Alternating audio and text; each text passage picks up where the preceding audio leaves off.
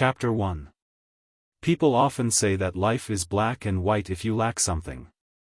Then, as far as the eye can see, even the world is black and white. What the hell is this? The gale was howling in the pale sky. Countless ghost-like strange existences were floating among the towering ancient trees that pierced through the clouds. The grayish-white symbolizing death was boundless, covering every corner of the field of vision. None of them were normal colors. The piercing cold soaked his whole body. He wanted to shiver, but he suddenly found that the cold did not only come from the outside world, but also from within himself. Looking down at his translucent chest, listening to the faint whisper in his ears, like the wind, but also like the whisper of some kind of soul, Duque felt terrible. No, it should be said that he did not even know whether he was human or not, or this could only be regarded as the whole ghost's bad. Oh, no, why did I die immediately after waking up? Duque held his head in his hands, completely unable to accept this reality. I swear on my 10 terabytes romantic action movie, I'm just a poor young man studying in a third-rate university, I haven't even held a girl's hand, and you let me die just like this. Oh my god. You're so King unfair to me. Duque went berserk, and Duque cried. However, it seemed to be of some use, because suddenly, an electronic voice rang in Duque's ears. Congratulations, host, for successfully crossing countless light years and space barriers to cross into the balanced universe of the world of Azeroth. As a 1 in a billion successful traveler, you will receive the technical support of the strongest king assistance system. What the hell? Duque opened his mouth subconsciously, but found that he spat out a series of obscure syllables, but the owner of the voice could actually understand him. May I ask the host to name this system elf, what the hell? Although he did not want to complain, Duque instantly confirmed in his heart that this stupid system's IQ was limited. However, this system elf's prompt caught Duque's attention, and that was Azeroth. No, wait a minute before naming. I'm now in the world of Azeroth? Magical beast? It is detected that there is a game memory that is very similar to this world in the host's memory. Analyzing. After preliminary analysis, this world is 80% similar to Azeroth in the MMORPG, World of Warcraft, in the host's memory. Please find out for yourself. Alright, I finally have a preliminary understanding of my own situation. Damn it, this is a dangerous world. World war after world war. But the most important thing is, I'm going to die. I died right after I transmigrated. They were all fine and dandy when they transmigrated. If they weren't the sons of nobles, then they were the dragon-proud sky or ka-proud sky. Why the hell am I a ghost as soon as I transmigrate? Duque couldn't help but roar. I'm sorry, but you encountered an irascible wild boar when you first arrived here. You were successfully killed by the wild boar. A gust of cold wind blew past, and Duque felt as if his young and kind heart had received 100,000 critical damage. An inexplicable echo reverberated in his chest. I was killed by a wild boar, killed by a wild boar, the system elf's voice sounded again. You are now in the graveyard. Would you like to resurrect on the spot, or move your soul to pick up your corpse and resurrect? Damn it. I can still resurrect. Why didn't you say so earlier? You didn't ask. The system elf seemed to want to add an element of grievance, but the monotonous mechanical voice sounded weird. Then of course I'll be on the spot. Wait. Duque wanted to resurrect on the spot immediately, but he suddenly remembered that in the game, running back to pick up corpses would cost him 10% durability. Resurrecting on the spot in the graveyard would not only cost him 25% durability, but would also cause him to be weakened for 10 minutes. Duque immediately asked, let me ask first, what's the difference between running back to the corpse and resurrecting on the spot? Beep. Detected that the host's soul is missing. Evaluating the risk of death.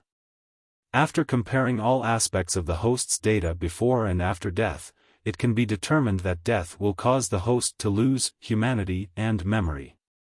Estimated to be 10% loss of humanity and memory for a single ordinary death. Even if you pick up a corpse to resurrect, you will permanently lose 1% of humanity and memory. Resurrecting on the spot in the graveyard will permanently lose 20% of humanity and memory. F***CK. If Duque could break out in a cold sweat, he would be drenched in sweat right now.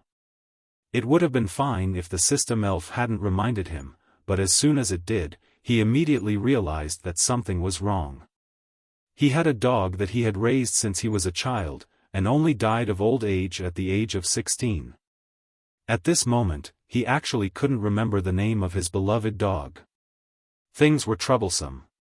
This wasn't the end. The system elf gave Duque a fatal blow. According to calculations, if the host loses more than 40% of humanity, most of the creatures in this world will not be willing to communicate with the host. If the host loses more than 90% of humanity, it is estimated that the host will become a low-level ghoul and wander this world forever until his body and soul are completely destroyed. A cold shiver spread through Duque's entire soul. Duque didn't immediately make a decision. He wanted to see the situation first. Relying on the faintly discernible connection between his body and soul, Duque started to run. The distance from the mass grave where he had been to his corpse wasn't far, about 300 meters. Duque arrived in no time. As soon as he entered the range, Duque was prompted by the system elf, "Do you want to revive here?" Duque didn't make a choice. He was observing. Because he had transmigrated, he was no longer the little player who sat in front of the computer with a small 19-inch monitor, using the W, A, S, D buttons, and a mouse to control himself. He had truly entered this world. As for how far the timeline had progressed, Duque had no way of knowing. He only knew that Azeroth was very dangerous. In front of him was a world-shaking war between various races. Behind him was the filthy demon King Arthas, that bastard who threw plagues and polluted the environment, and a large number of ancient gods who jumped out to cause trouble. If he didn't make a name for himself, not to mention 10 times, dying 100 times or even 10,000 times would be a piece of cake. Not to mention the distance, just looking at the wild boar that was as tall as an adult and had 6 blade-like fangs at the corner of its mouth, Duque knew that this world wasn't going to be easy. Duque didn't revive right away. A wild boar that was bigger than an adult rhinoceros was definitely top-notch for Duque in terms of attack power and danger.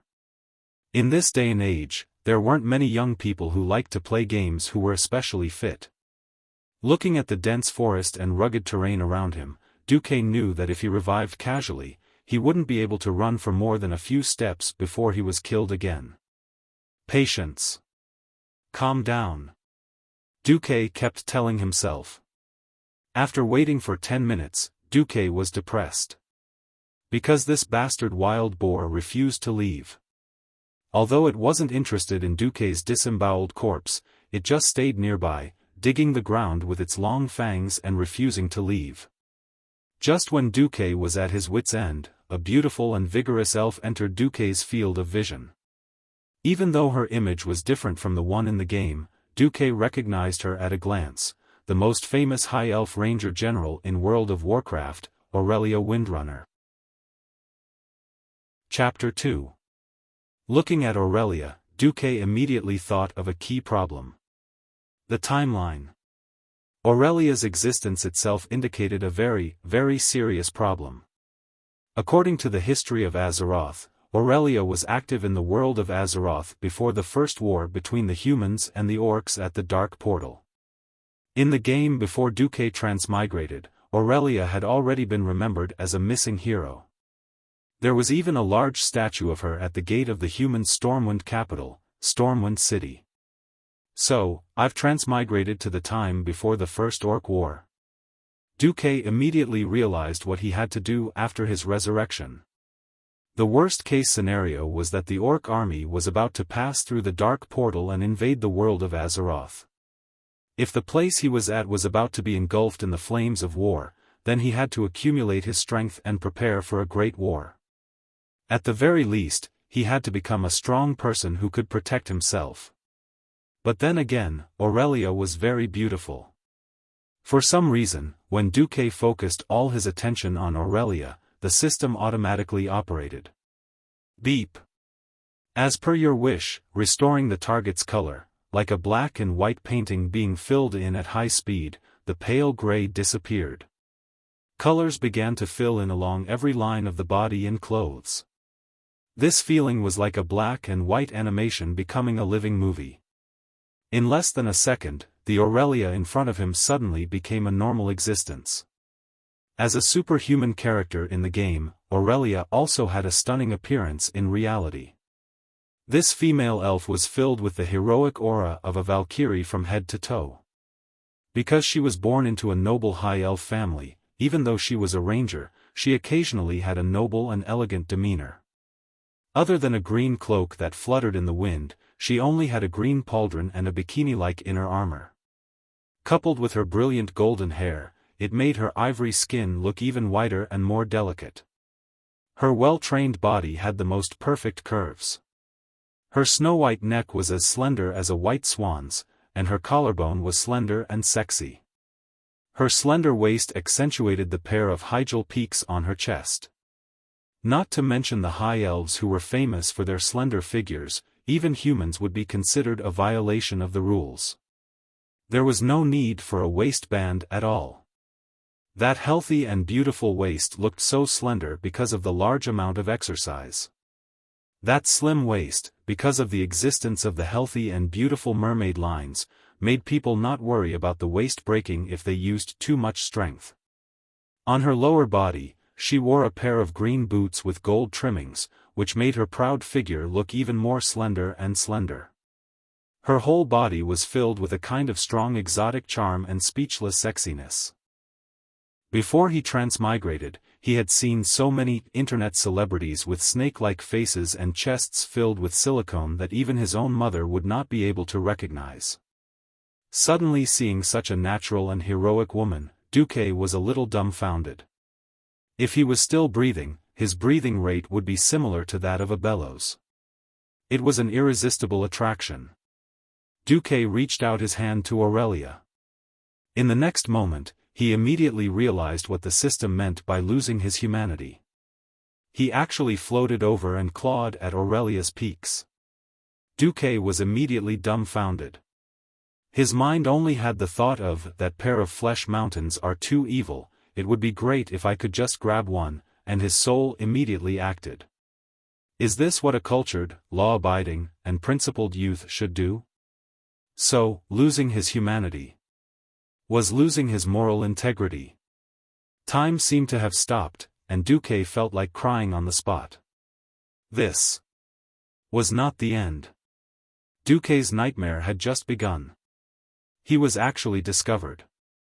It was obvious that something called murderous intent was rushing towards Duque. Aurelia turned back with extreme agility. When Duque clearly saw what Aurelia was holding in her hand after turning over, Duque was dumbfounded again. In the blink of an eye, Aurelia had already taken out the green longbow on her back. He did not know when, but 3 white feather arrows were already tightly gripped in her hand. The 3 silver-white arrowheads gave Duque a sense of destructive threat. Duque had never thought about why Aurelia could see him in his soul state. Oh, damn. This was King fantasy world. Anything that was not scientific was not unusual. Suddenly, the system's mechanical voice sounded. It has been detected that Aurelia Windrunner is extremely hostile to you. Loading the boss template. It is estimated that she has at least 100 skills. The threat rating is the highest, Red Skull. It is recommended that you immediately surrender or escape. Otherwise, if she destroys you again in the soul state, you may suffer more than 50% of your soul loss. At this moment, 10,000 alpacas running wildly in his heart were not enough to describe Duque's feelings. Why the hell did people who had traveled to Azeroth, if they were not high elf nobles or the sons of human grand dukes, and I died as soon as I transmigrated. And I immediately provoked one of the strongest female heroes in the Alliance camp. Duque suddenly remembered such a statistic. According to the evaluation of busybodies, if an ordinary college-level animal transmigrated to a fantasy world, more than 99% of the college-level animal would die on the first day. There was no other reason, such as not adapting, not smart enough, or bad luck. If Duque had hesitated for a second, it was estimated that Duque would have become one of the 99%, but Duque was still smart. He stopped in his tracks, and the paw in front, the hand in front of him suddenly moved down. Then, the gesture immediately changed from the worst perverted hand to a beckoning gesture. Huh! Aurelia frowned. From this heroine's reaction, Duque was absolutely sure that she could see him.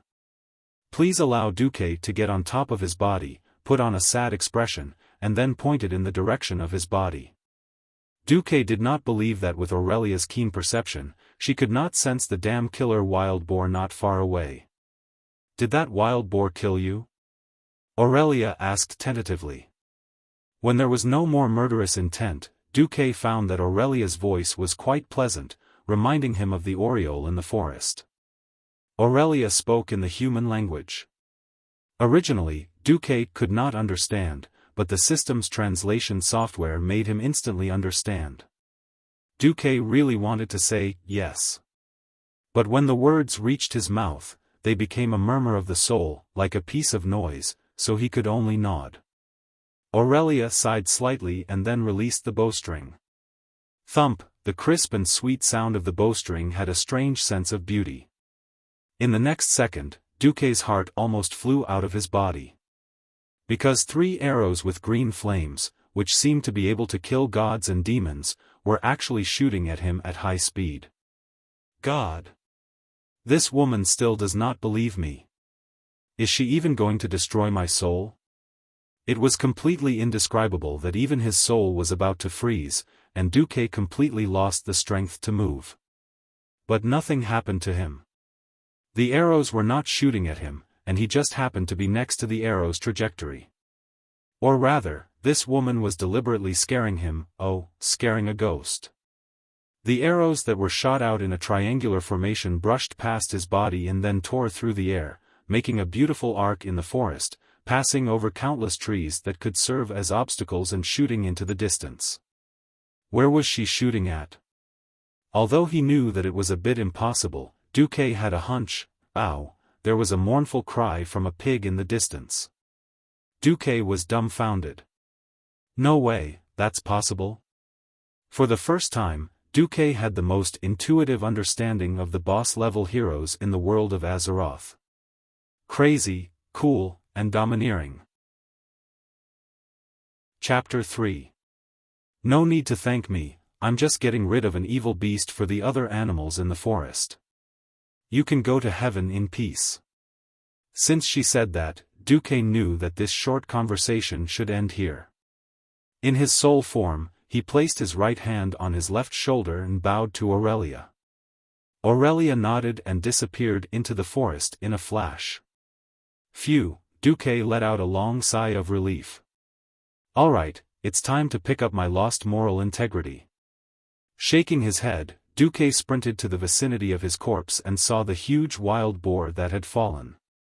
2 arrows accurately pierced through the wild boar's eyes and went straight through its brain, while the 3rd arrow was stuck in its throat. Hiss, Duque sucked in a cold breath. What terrifying archery! Fortunately, he was quick-witted, otherwise the 3 arrows wouldn't have hit the wild boar. The system elf's voice sounded again. You found your lost moral integrity, it's the corpse. Do you want to resurrect now? Please, your joke isn't funny at all. Then, do I want to resurrect? Nonsense. Of course I want to resurrect. As he clicked yes on the pop-up window in front of him, the scenery around him rapidly changed.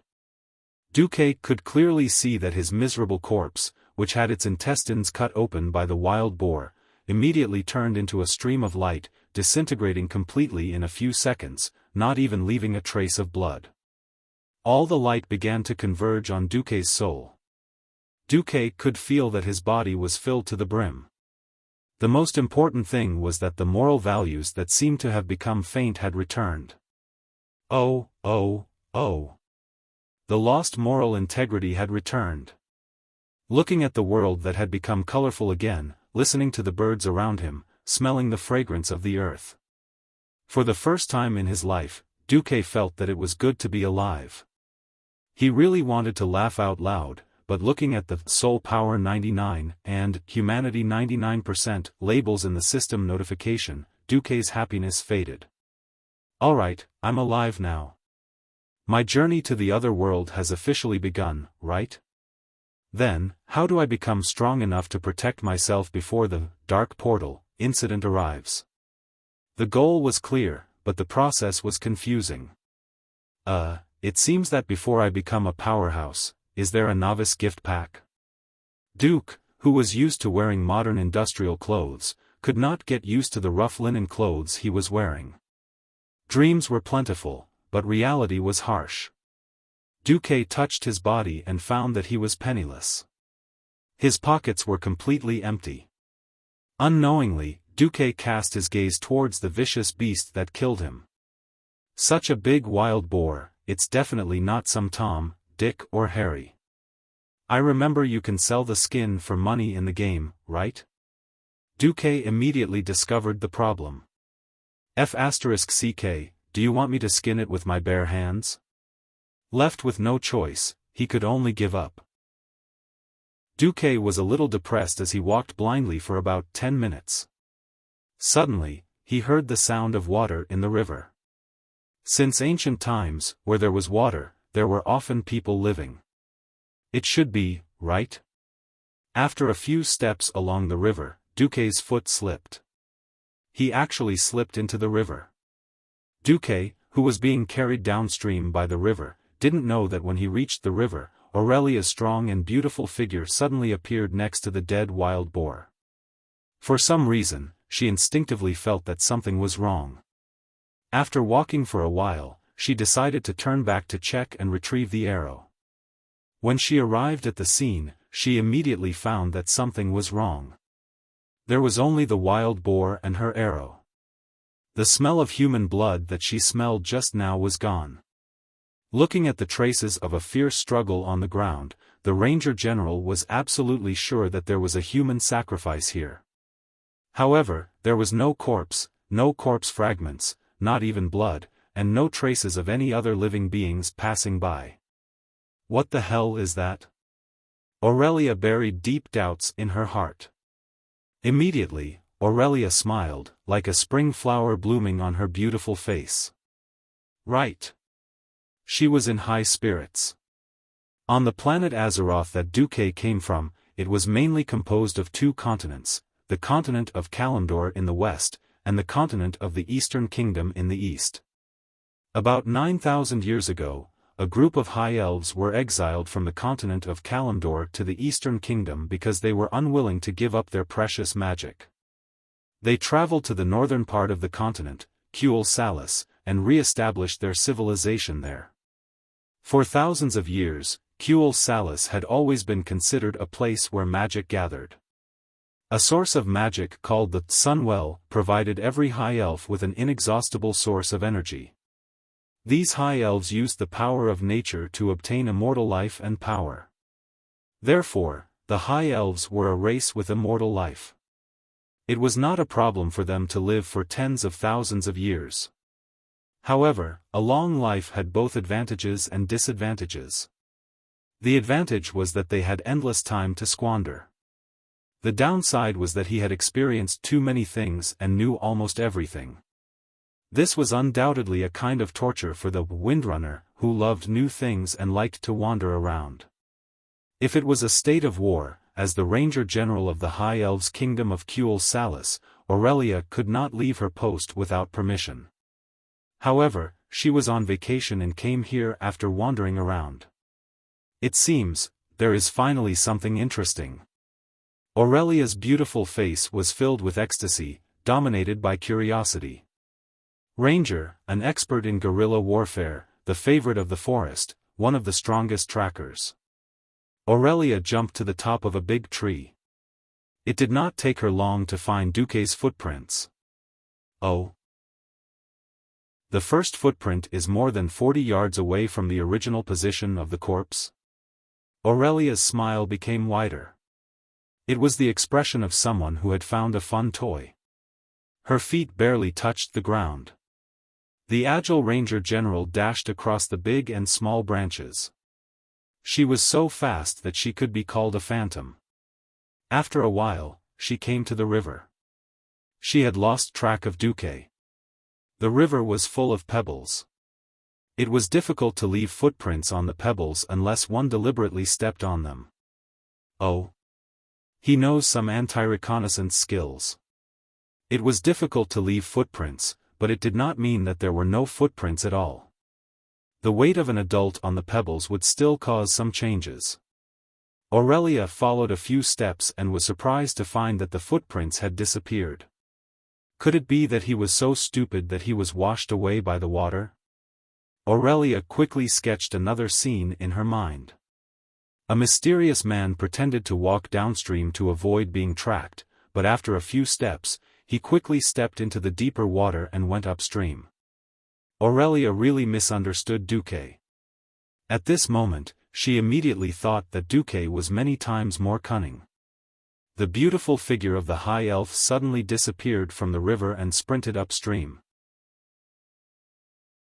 Chapter 4. Neither Duque nor Aurelia knew that after they left, a third group of people found the wild boar. "Isn't that, Prince?" a servant exclaimed in surprise. "Prince?" A young man dressed like a nobleman snorted in disdain. The servant immediately lowered his head and bowed. Honorable master, that's just a nickname. The Blackwell family has a prize-winning pig called Princess.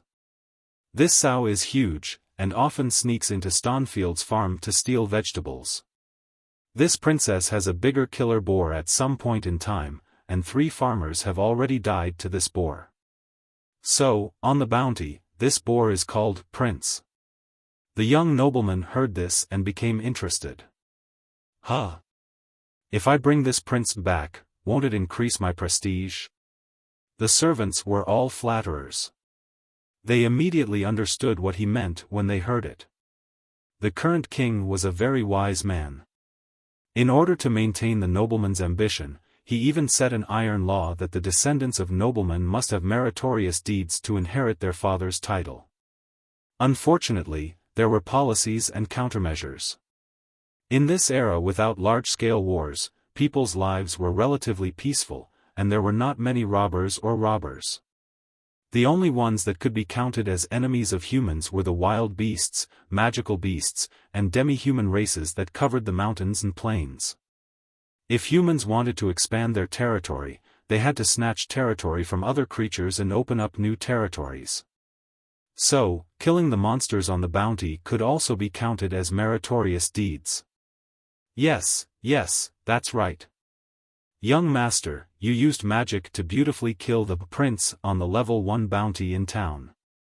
You will definitely win the favor of the Viscount. Seeing that the servant was so obedient, the young nobleman smiled proudly. Duque was completely unaware of the series of events that happened behind him. He was still struggling to survive. When he finally climbed out of the slightly turbulent river, he was shocked to find that he had already been washed far away. He lay on the riverbank, gasping for breath, feeling the sun behind him.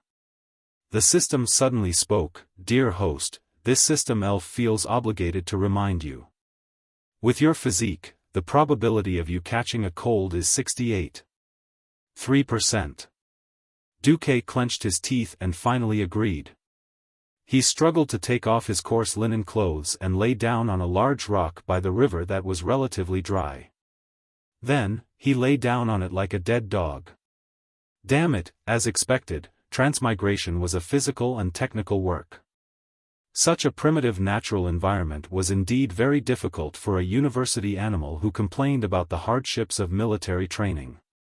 His mind was a mess. Duque recalled everything in the world of Azeroth. Suddenly, he smiled bitterly.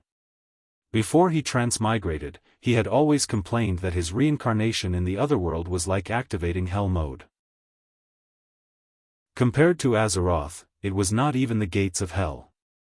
There was a saying that it was rare for anyone to live past the age of 40 during the war. Holding his forehead, Duque muttered to himself, "There's still too little information." The only thing he knew was that if Aurelia was still around, this should be a relatively early time for Azeroth. In the world of Warcraft, Aurelia should have gone missing after she went on an expedition to the Outland with Turalyon. When he finally caught his breath, Duque stood up and put on his clothes again. He looked around and finally found what he was looking for: smoke. Where there was fire, there would be humans, well, at least human-like creatures.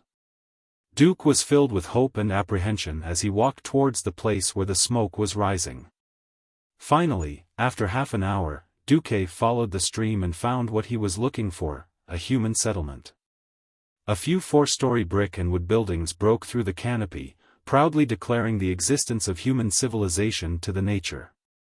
For some reason, when he saw the extremely ordinary chevron-shaped roof, Duque felt like crying. He felt like he had found his home. At least he found a human town and not an ogre barbecue. Filled with excitement, Duque quickened his pace. Soon, he found a mudstone road. The road was covered with gravel, and there was almost no space for plants other than grass. The feeling of walking on it couldn't compare to the sidewalk before he transmigrated, but it was much better than the complicated terrain in the forest. Looking from afar, a large number of trees had been chopped down, leaving behind a large empty space. The area near the forest was filled with cultivated land, and in the middle of the cultivated land was the town, bustling with activity. All he could see were farmhouses in Western European style. A taller and larger white building with black edges stood in the middle of the farmhouses like a crane in a flock of chickens. Colorful flags were hung on the ancient brick and wood houses, and even the roofs of the thatched cottages were replaced with new and clean grass. There was noise and cheering everywhere. After passing through the forest and the last stretch of mudstone road in the town, Duque saw 2 smiling guards in front of the town. Their armor was silver with blue trim. Their breastplate and shields were decorated with a golden lion emblem on a blue background. This was a typical Stormwind City Guard uniform that could not be any more typical. Unlike the stainless steel armor that was polished, sculpted, and molded by machines in the movies, or the rough handmade armor in cosplay, the guard's armor gave Duque a very real feeling. Looking at the dense forest in front of him, anything related to Stormwind City could only make Duque think of the Elven Forest. As the gateway to Stormwind City and the main residential area of Stormwind City, this place should be relatively safe, and there shouldn't be many battles. But what did Duque see? Armor covered in big and small scars. There were scratches, small holes from sharp weapons, and bumps from blunt weapons, but the armor was still well maintained. Small pieces of rust were smoothed out, and large pieces of damage were filled with iron pieces and hammered into shape. Coupled with the uneven color of the hand carbonized, a series of small details not only gave the armor a supreme texture. It also told Duque one thing: danger. Even in the most peaceful elven forest in the game, there were still dangers that Duque didn't know about.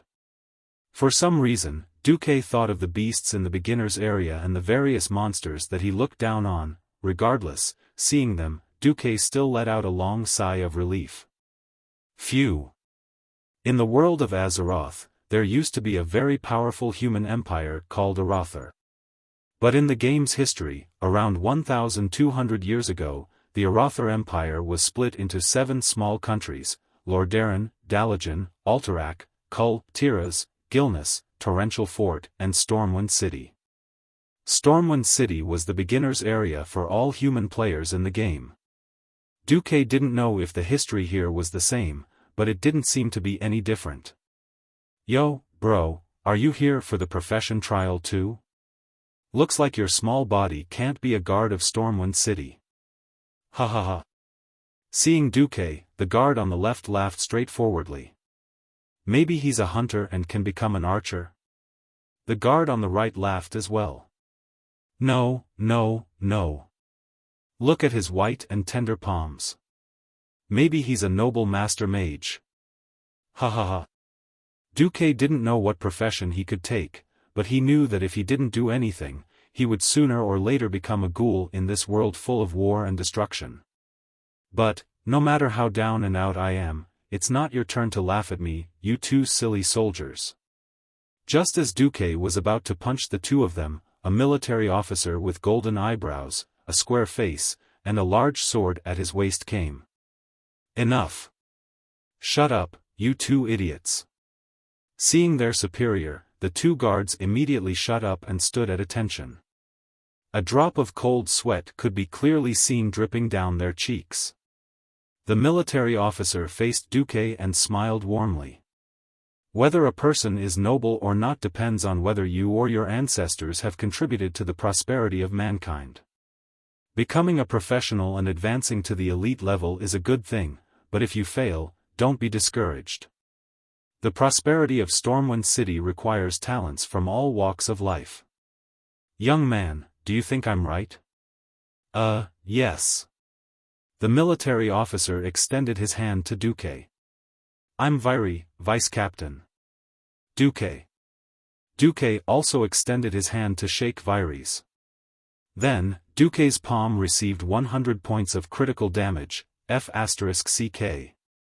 This guy's hand strength is so strong. Alright, Duque, welcome to the Northshire Abbey trial field. I hope you can become a professional. I sincerely hope that mankind can have more elites. Duque entered just like that. Viry looked at Duque's back and rubbed his chin. This young man isn't made for a warrior. Chapter 5.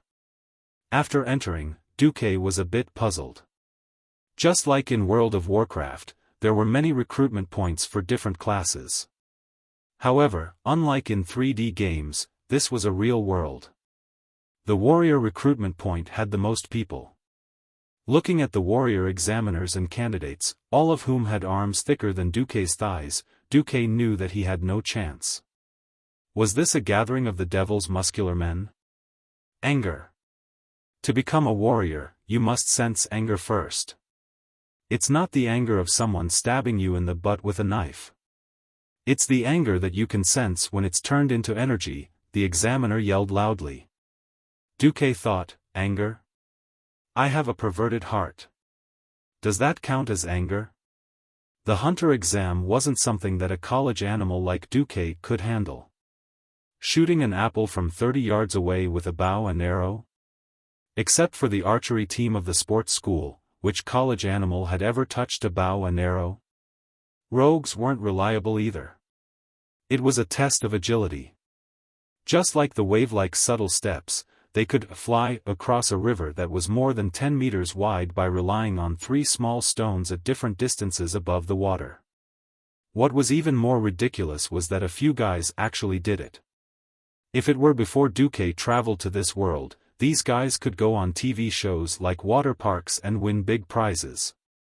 However, this was only the entry trial for novice thieves. At this moment, Duque's mind was filled with countless thoughts. Even though he knew a lot about the future of the world of Azeroth, he couldn't use it carelessly. If he was in a low position, no one would listen to him.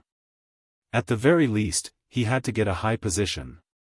Unfortunately, it was extremely difficult to integrate into this fantasy world that was similar to the European Middle Ages. Suddenly, there was a clamor, and Duque seemed to hear people cheering, "Salute Sir Brando who killed the ferocious wild boar prince for the people." The crowd was excited. The young people from other places were still a little confused, but all the locals gathered around him excitedly, giving their best wishes to the noble young master surrounded by the crowd.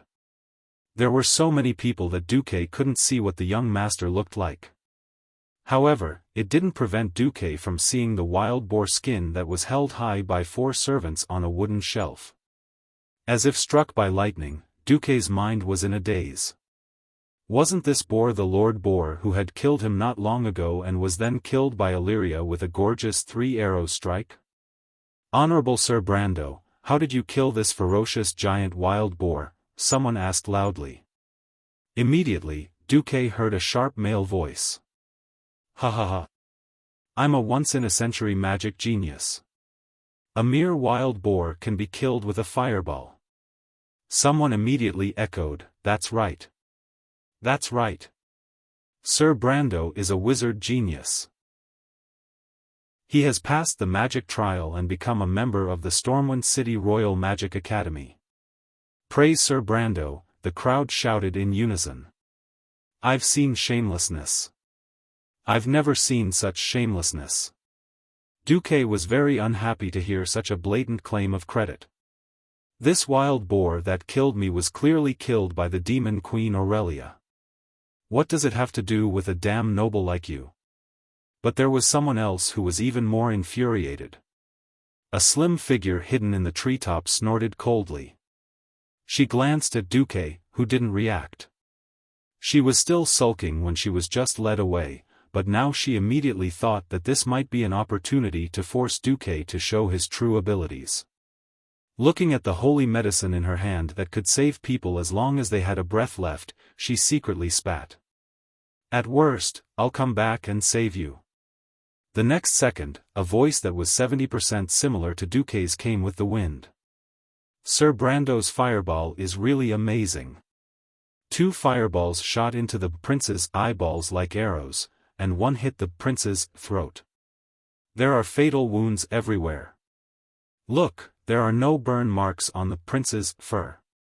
Sir Brando is so awesome." As soon as the voice came out, the crowd was dead silent. Everyone's necks seemed to have instantly become rusty machines. They struggled to twist their necks and looked at the almost perfect wild boar skin. Most of the people were ignorant. They blindly worshipped the powerful pharaoh who used mysterious power, but as long as they thought about it carefully, they would understand why a fireball couldn't burn the wild boar skin. In fact, such a clumsy act of falsely claiming credit was not unnoticed. But it was already the norm for nobles to falsely claim credit, and those with a bit of brain chose to be silent. After all, it wasn't a crime to fool the ignorant subjects. But a hothead revealed the truth, and there was no way to clean up the mess. In fact, when Duque heard this voice, he already felt that something was wrong. What made him feel the most inexplicable was when he saw a system notification. "You have been affected by a powerful mysterious person who used the skill, mislead, on you. The threat value that was previously caused to Brando will all be transferred to you." What? What the hell is this? Mislead, can be used like this? This is not logical. At this moment, Duque knew he had been tricked. Although he immediately realized who was tricking him, the problem was, at this moment, where could he find a river to jump into to clear his name? Duque's face instantly turned pale. And Brando easily used, mislead, to produce a telepathic connection with him, and immediately saw Duque in the crowd. You. What are you saying? You lowly commoner, are you saying that I, Sir Brando, who has the bloodline of Thoradin the Great, am lying and claiming credit? The crowd suddenly parted like a tide, revealing the main character that Duque had pushed to the highest point of the storm. It was a blond young man with an awl-shaped face and a mean face. He was glaring angrily at Duque with his eyes open. The bloodline of Thoradin the Great was just a common way for the nobles to flatter themselves. There was only one person who was truly recognized by the nobles as having the bloodline of Thoradin the Great, and his name was Anduin Lothar. In fact, when the Elven Ranger General spoke, Duque had the idea of leaving decisively. But for some reason, when the Elven General said what he wanted to say but did not dare to say, Duque felt that the resentment in his heart had been vented a lot. He did not know why Aurelia was here, but since she refused to let Brando claim credit, if he shrank back, she would hate him, right? Even though she unkindly tricked him with mislead. Besides, Was Aurelia the great demon king more powerful, or was it just a piece of *T Brando he had never heard of who was more powerful? Even if he thought with his toes, he would know. It seemed impossible to curry favor with both sides. So, Duque decisively chose to increase his reputation with Aurelia the great demon king. Duque also smiled and looked at the young noble named Brando without fear. No, I just want to see how the great genius mage Brando can throw a fireball as small as an arrow and kill such a big wild boar in seconds. Of course, Brando could not do it. If he could do it, he would at least be at the level of a high-level mage. His all-like face suddenly swelled to the color of a pig's liver, and he almost shouted at the top of his voice, "Lowly commoner, you are not even a professional, you don't even have the right to question me." At this time, Vice Captain Viry, who had just helped Duque, came near Duque and whispered, "Sorry, Duque, commoners have no right to question any action of the nobles, because the commoners themselves are the property of the Lord. I don't know where you come from, and I don't know why your parents did not mention the general laws of this human kingdom to you. But I have to remind you, offending a noble is not a rational thing to do." Duque's body trembled. He seemed to feel Aurelia staring at him, and immediately asked in a low voice, "Do you want me to yield to that bastard?" Vice Captain Viry's eyes dimmed. "Child, honesty is a rare virtue. I don't want to hurt you, but the truth is, outside of Northshire Abbey, I can't guarantee your safety. And Brando has the double identity of a noble and a mage apprentice, even the ordinary nobles will not choose to go against him." Chapter 6. At this moment, a few of Brando's servants had already approached them aggressively. Brando angrily put his hands on his hips, raised his chin, and looked down at Duque with disdain. He really wanted to know who gave this lowly commoner in tattered clothes the guts to question his reputation in front of everyone. Vice Captain Viry was also anxious. "Child, if there's no other way, I suggest you kneel and kowtow to admit your mistake." Kneel. Kowtow. F***ck. What the hell is this? Hearing this, Duke's lungs were about to explode. Unknowingly, he had subconsciously accepted the blame.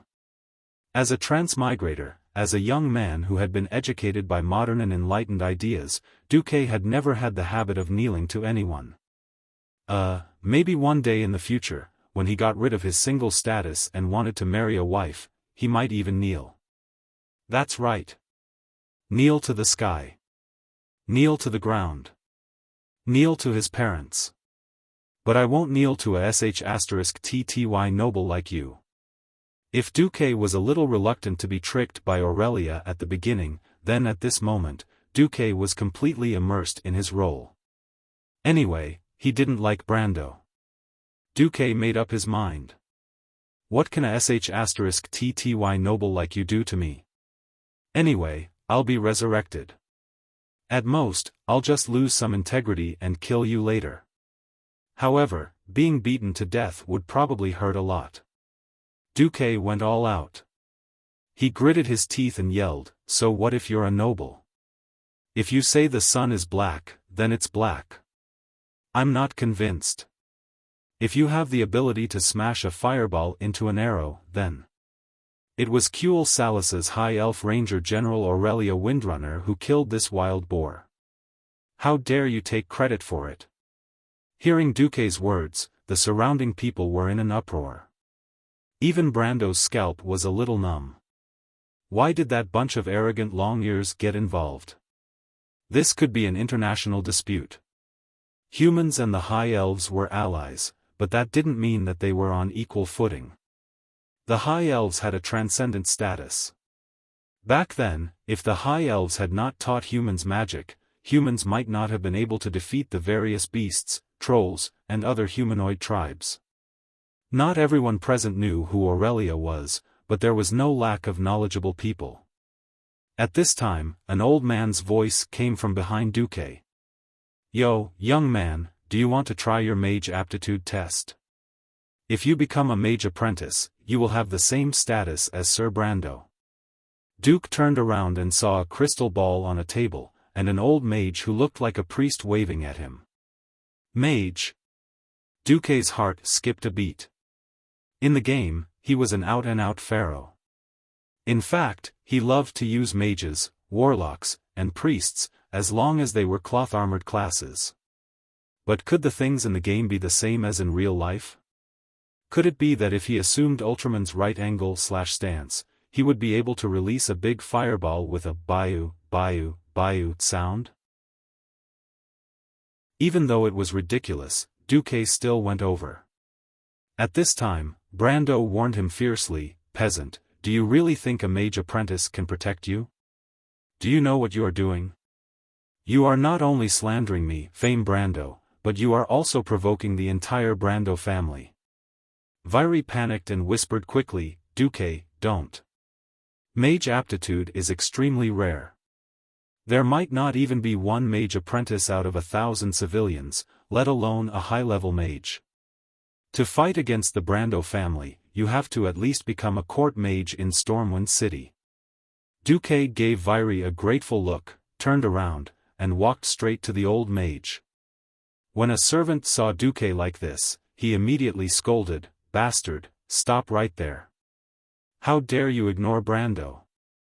Brando stopped his servant instead, "Let him go.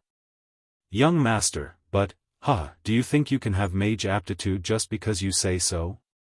Among those peasants who can't even read, there might not even be one in 100,000. Ha ha ha." Brando's maniacal laughter reached the ears of the surrounding civilians. Every civilian's face was filled with hesitation and unwillingness. On one hand, they longed for a young hero to appear, to prove to these arrogant nobles that there could also be talents among the civilians, geniuses. On the other hand, they were very clear that this hope was too slim.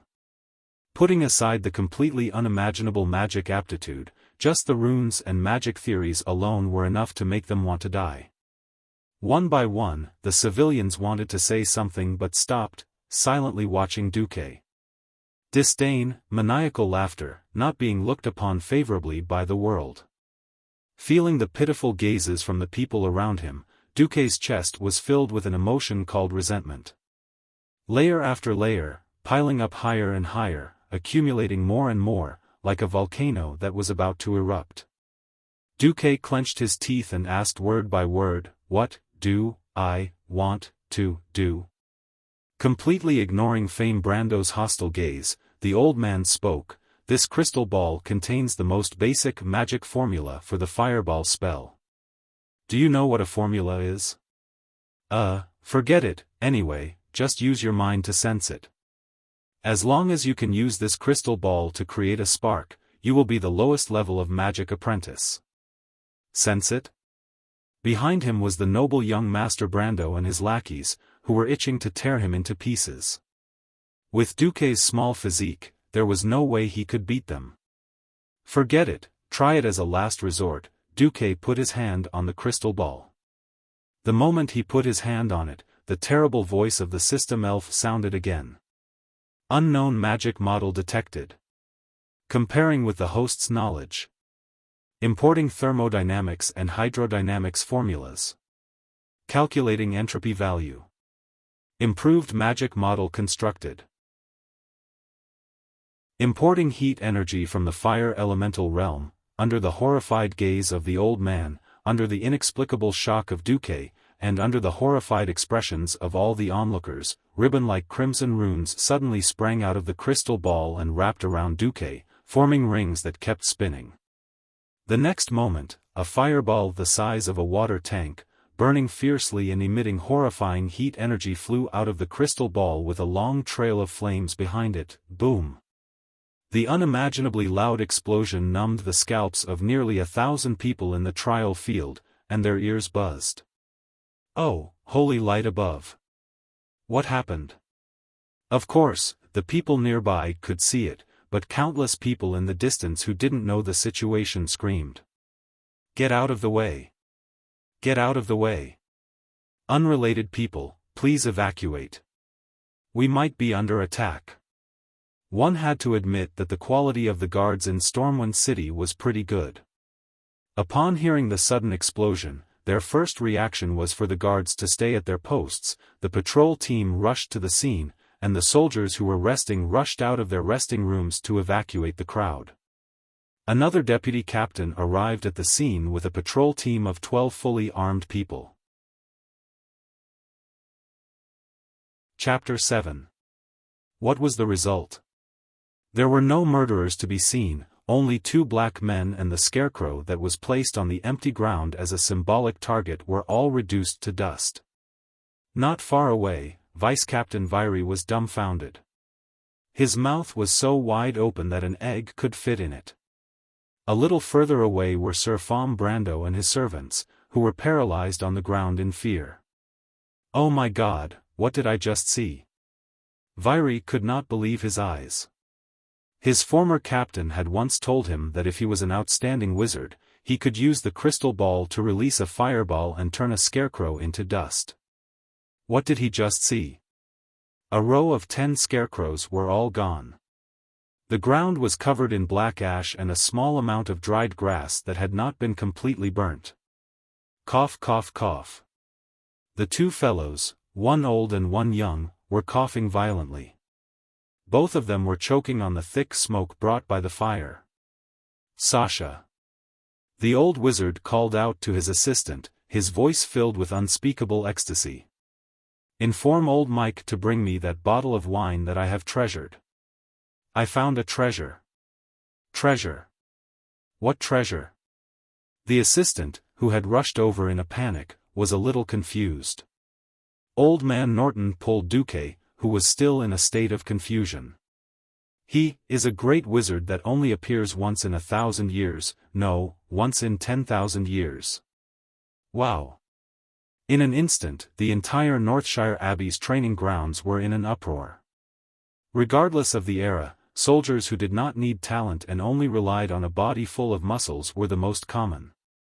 On the contrary, the more skills and talent were needed, the rarer the profession. Regardless of which profession, mages were extremely rare, to the point that they were as rare as phoenix feathers and unicorn horns. Almost at the moment the old man made the announcement, Duque could feel that everyone was looking at him differently. Most of them were envious, a few were jealous, but there was also respect. Duque's ears were a mess, but he still understood the gist of it. As long as he became an official wizard, he would be the equivalent of a noble. In the future, he would even have his own fiefdom, his own wizard tower, and so on. The 2 guards who once looked down on him were dragged over by Vice-Captain Viry and begged for Duque's forgiveness like dogs. Of course, the one who was most shocked was Fame Brando. After the initial shock, his face immediately turned from shock to ashen, because he heard a sentence. Kid, from this moment onwards, you are the highest grade 9 wizard apprentice in Stormwind City Royal Magic Academy. Yes, I will apply for special treatment for you. In this way, you can enjoy the same benefits as a knight. What? Impossible. In Brando's eyes, Duque's handsome face was even more detestable and hideous than the most hideous ghoul. Brando couldn't believe his ears.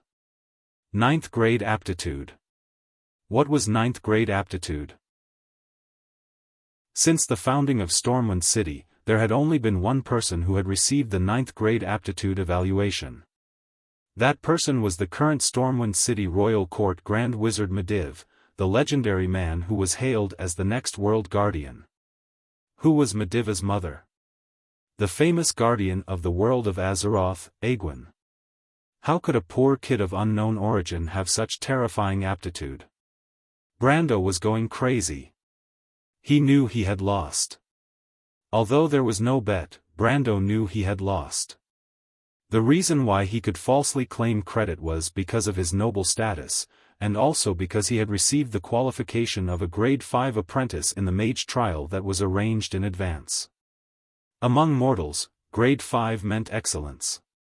There was only one Medivh in the world, and the more outstanding wizards had long been recruited into the holy land of human wizards, Dalajan City. Therefore, the status of a grade 5 apprentice was enough for Brando to do whatever he wanted in Stormwind City. It was a pity that compared to the grade 9 acolyte Duke who had appeared out of nowhere, he was nothing. "Kid, what's your name?" The old man held on to Duke's hand tightly, as if the treasure would run away if he let go. "Duke. Duke? What's your surname?" Duke was stunned. Right, this was a fantasy world with a Western theme. To others, Duque was just a name, not a surname. He couldn't tell the old man that his surname was Du, and that he was a distant relative of the great poet Du Fu. At this moment, a surname suddenly appeared in Duque's mind. It was the surname of a winner in life that all men in World of Warcraft envied and hated. For some reason, Duque blurted out, "Marcus. Duke Marcus." The old man grabbed Duque's left hand with his right arm and raised it high. "This year's Wizard Apprentice Trials King of Rookies has been born, and he is Duke Marcus." Once this result was out, everyone was shocked. Over 1,000 people's mouths were wide open, so wide that even a duck's egg could be stuffed into it, and they looked at everything dumbfoundedly. There was complete silence. Unknowingly, everyone's eyes focused on the young noble Brando again. Facing the malicious, hostile, and even contemptuous gazes, Brando's face felt like it was on fire. Apologize? Impossible. Nobles would only ever apologize to another noble. Even if they knew they were in the wrong, nobles would never yield to a commoner. What equivalent to the status of a knight? That's right, the status of a wizard was transcendent, but no matter how talented Duque was, he was still just a wizard apprentice. Before he became a court wizard, there was no need to think about apologizing at all. Humph. With a livid face, Brando stomped his feet and ran away with a bunch of servants. After a long time, when Brando's figure was completely far away. Boom! The crowd was in an uproar. Only then did the uproar erupt. Every commoner was talking wildly, describing what had just happened to their companions in whispers, which led to waves of screams. I didn't hear it wrong, did I? That kid called Duque won the bet? You didn't hear it wrong. Duque defeated the kid from Brando's family in one fell swoop in the Wizard Apprentice trial. 9th grade aptitude. That's completely above Brando's 5th grade aptitude. Yes, a commoner kid defeated the noble Brando. This is unbelievable. If that's the case, then little brother Duque has entered the Royal Wizard Academy in Stormwind City? Wow, now that you mention it, it seems like since the founding of Stormwind City, Duque is the first person to enter the Wizard Academy as a commoner. A muscular young man said excitedly, "Duque is too powerful, this won't do. When he graduates from the Wizard Academy, I want to be his follower." You still have to wait for Sir Duque to graduate? I suggest you get in touch with him as soon as possible. 9th grade aptitude, maybe he'll be the next court wizard of Stormwind City. Tisk tsk, look at the glowing eyes of the surrounding ladies, they want to swallow Duque into their stomachs. A large group of lads were shouting wantonly, venting the excitement in their hearts. Chapter 8. Countless innocent girls threw flirtatious glances at Duque, who was still in a daze, showing off their youthful beauty. As an annual trial, of course, it was not just the examiners. There were also many older students who had successfully entered the various academies who came to help out. These warrior academies, thief academies, the first-year and second-year students of the various academies were all shocked. Amateurs enjoyed the show, while experts appreciated the artistry. For example, the assistant of the old mage who had just arrived, the female mage apprentice Sasha, was shocked to the point where she felt like her soul had been shattered. How is this possible? This power is already comparable to Flame Blast. Junior Duque actually used the spell model of a fireball to create the effect of Flame Blast? This is a mage apprentice? I'm afraid many official mages can't do this. Heavens, if this gets out, I don't know how many people's glasses would be shattered and how many people's hearts would be broken. Genius, no wonder the teacher said that he is a true genius that only appears once in 10,000 years. What the hell, even a middle-ranked apprentice like me is starting to worship him. It's over, maybe Junior Duque will surpass me soon and become a high-ranked apprentice. No, maybe he will become an official mage soon. Sasha looked at Duque enviously, who had become the center of attention. In fact, it was not just the commoners and apprentices, even the teachers of the mage academies were excited after receiving the magic message. They all spread the news and vented their excitement. Ha ha ha. We finally have another genius. The Dalajan has Kel, Thuzad, Ronan, and Kale, but we only have Khadgar. Now, we finally have a little guy with a bright future. The old mages were all ecstatic. Stormwind City was not a place where magic was popular. The overall standard of mages was far behind the holy land of human mages, the Dalajan. But the two sides never stopped competing. Khadgar was the direct disciple of Stormwind City's court mage, Mediv. In terms of power, he could barely compete with the genius disciples of the Dalajan mage organization, Kiran Tor's leader, Antonidas. However, a single Karthika was too weak, and he could not compare to the many geniuses of Dalaran. Now, all of them seemed to foresee the rise of a monstrous genius. The others were extremely excited, their blood boiling. Everyone else was extremely excited, their blood boiling. What glorious future! What high position and generous salary! Dooku did not feel any of it was real. His mind was in a whirl as Duke overheard someone say, "Praise the great King Ryan Rin."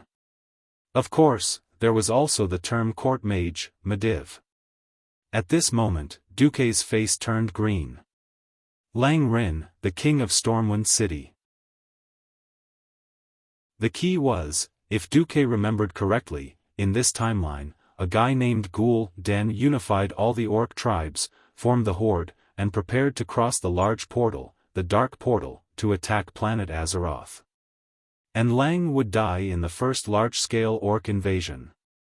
Moreover, the Stormwind City that Duque was in would be attacked by the Horde, and the whole city, and even the whole kingdom, would be destroyed. If Aurelia's appearance before was to let Duque confirm that the timeline was before the Dark Portal incident, then this time, Duque was very sure that this big event was almost right in front of him. Thinking about this, Duque felt terrible. Being able to become a mage was something to be happy about. But regarding the upcoming large-scale war, for the first time, Duque felt that time was so tight. There was no use in trying to escape. War would sweep the whole world, from Stormwind City to Iron Furnace Fort, to Rapids Fort, to Alterac, to Lordaeron. It could be said that there was almost no place in the world that was safe. And not only this time, other than the Orc War, there would also be the Lich King Scourge Army, the Demon King Sargera's Burning Legion, and many other powerful enemies that would visit Azeroth. It was not something that could be avoided even if one wanted to. If one didn't want to die, and finally become a ghoul, the only way was to become stronger. Become stronger than anyone else. And even influence the course of the upcoming war. Become the hero of the world, and even the leader of the world. Duque didn't know when exactly the first Orc War would come, and whether that damned dark portal had opened. The calendar calculation was completely different from the game, and this made Duque lose the scale of evaluation. And most importantly, the system's evaluation of the world of Azeroth had been fluctuating around 80%. In other words, there were many variables. Duque got rid of all distracting thoughts. He knew that as a transmigrator without any noble status, he could only walk the path of the Pharaoh all the way to the dark. Either he established himself in this world as a hero, or he became a ghoul. There was no third option. It was late at night, and Duque could hear many voices mentioning his name near Northshire Abbey. The commoners were excitedly discussing everything about him, Duque, during the day. Phew! It feels good to be a famous person, Duque mumbled to himself as he placed his hands on the windowsill. At this time, someone said, "Yes. Too bad it's only half a day." Cough. Before he could react, Duque suddenly felt a sharp pain at the back of his head. Sap. Rogue? Along with the pain came a violent dizziness, and the dizziness made Duque lose his sense of direction. The next moment, his neck was attacked. A sharp dagger pierced through the skin at the back of Duque's neck, but Duque did not feel any pain. Instead, he felt a tingling numbness in his head.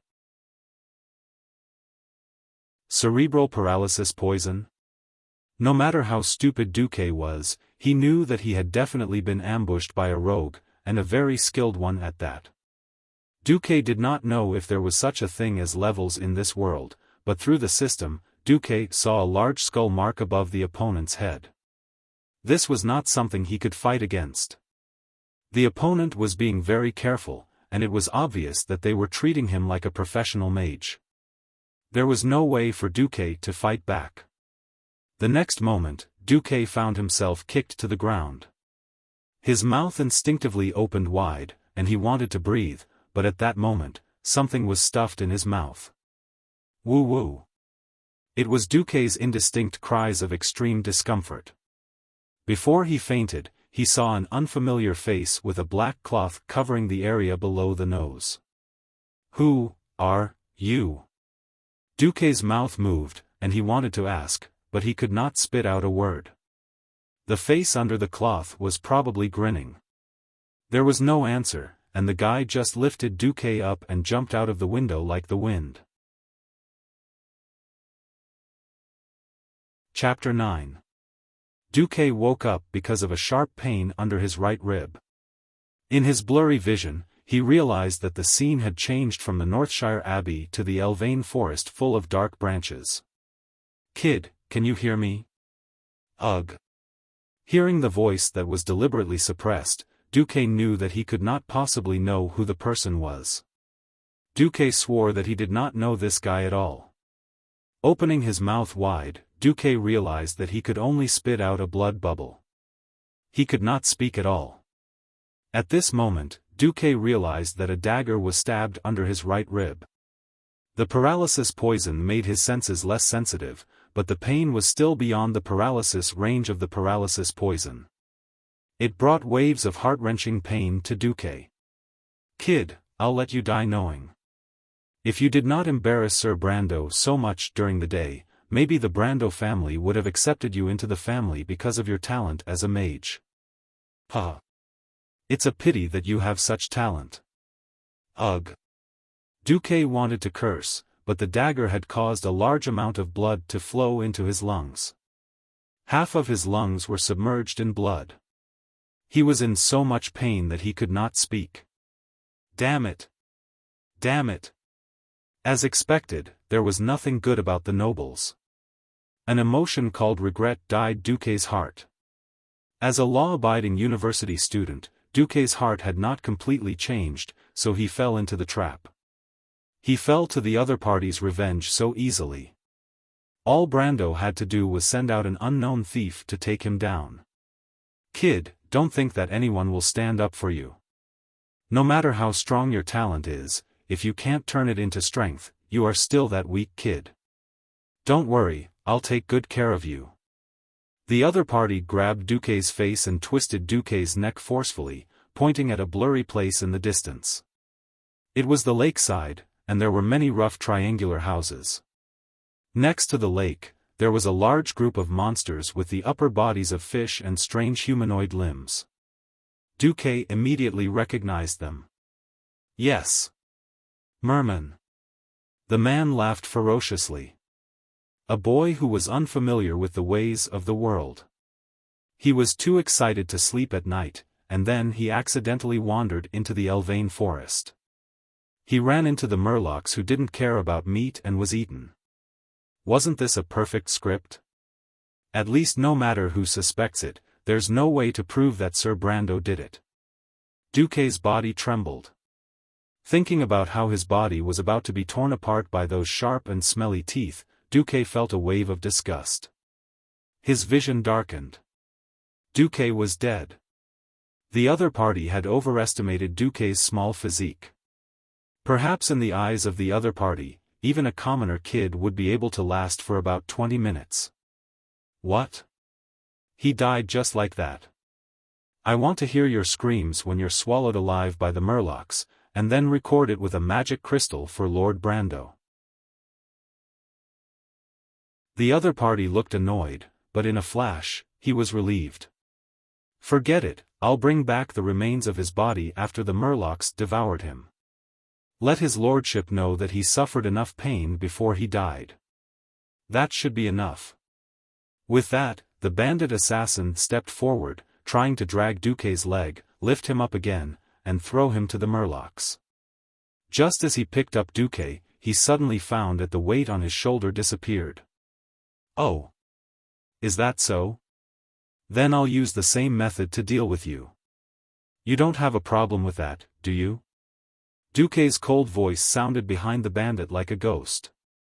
The voice of the system elf kept ringing in Duque's ears. The continuous voice should be slow and time-consuming, but Duque suddenly found that the voice was compressed, like a high-level computer that could complete billions of calculations in a second. The voice of the system turned into words, pictures, and even telepathic information that Duque could understand and was directly received by Duque. In the outside world, not even 1,000th of a second had passed. Detected that the host is in a major crisis.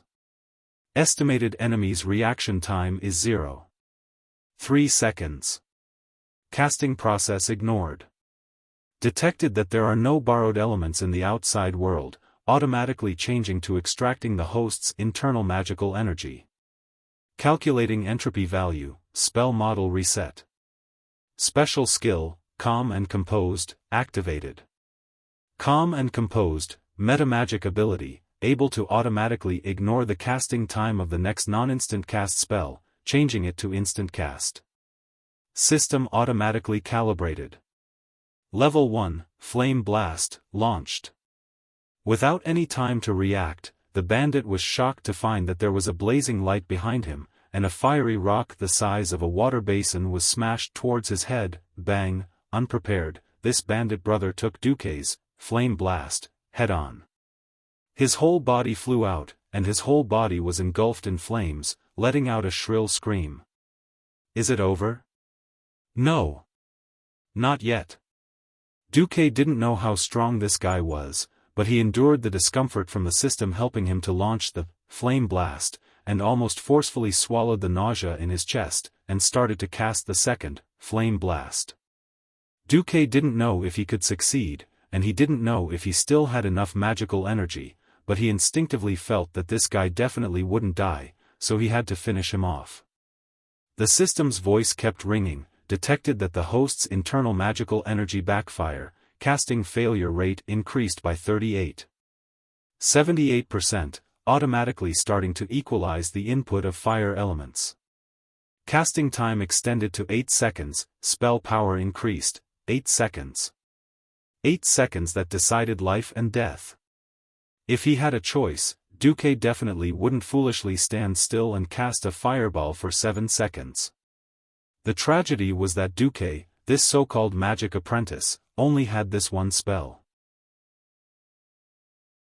He randomly mastered Flame Blast, but he didn't even know the Fireball spell that came before Flame Blast. Facing a high agility, high speed, and strength that was who knows how many times stronger than him, Duque knew that his other physical attacks would be ineffective. He could only cast Flame Blast. The bandit was still rolling on the ground, bathed in flames.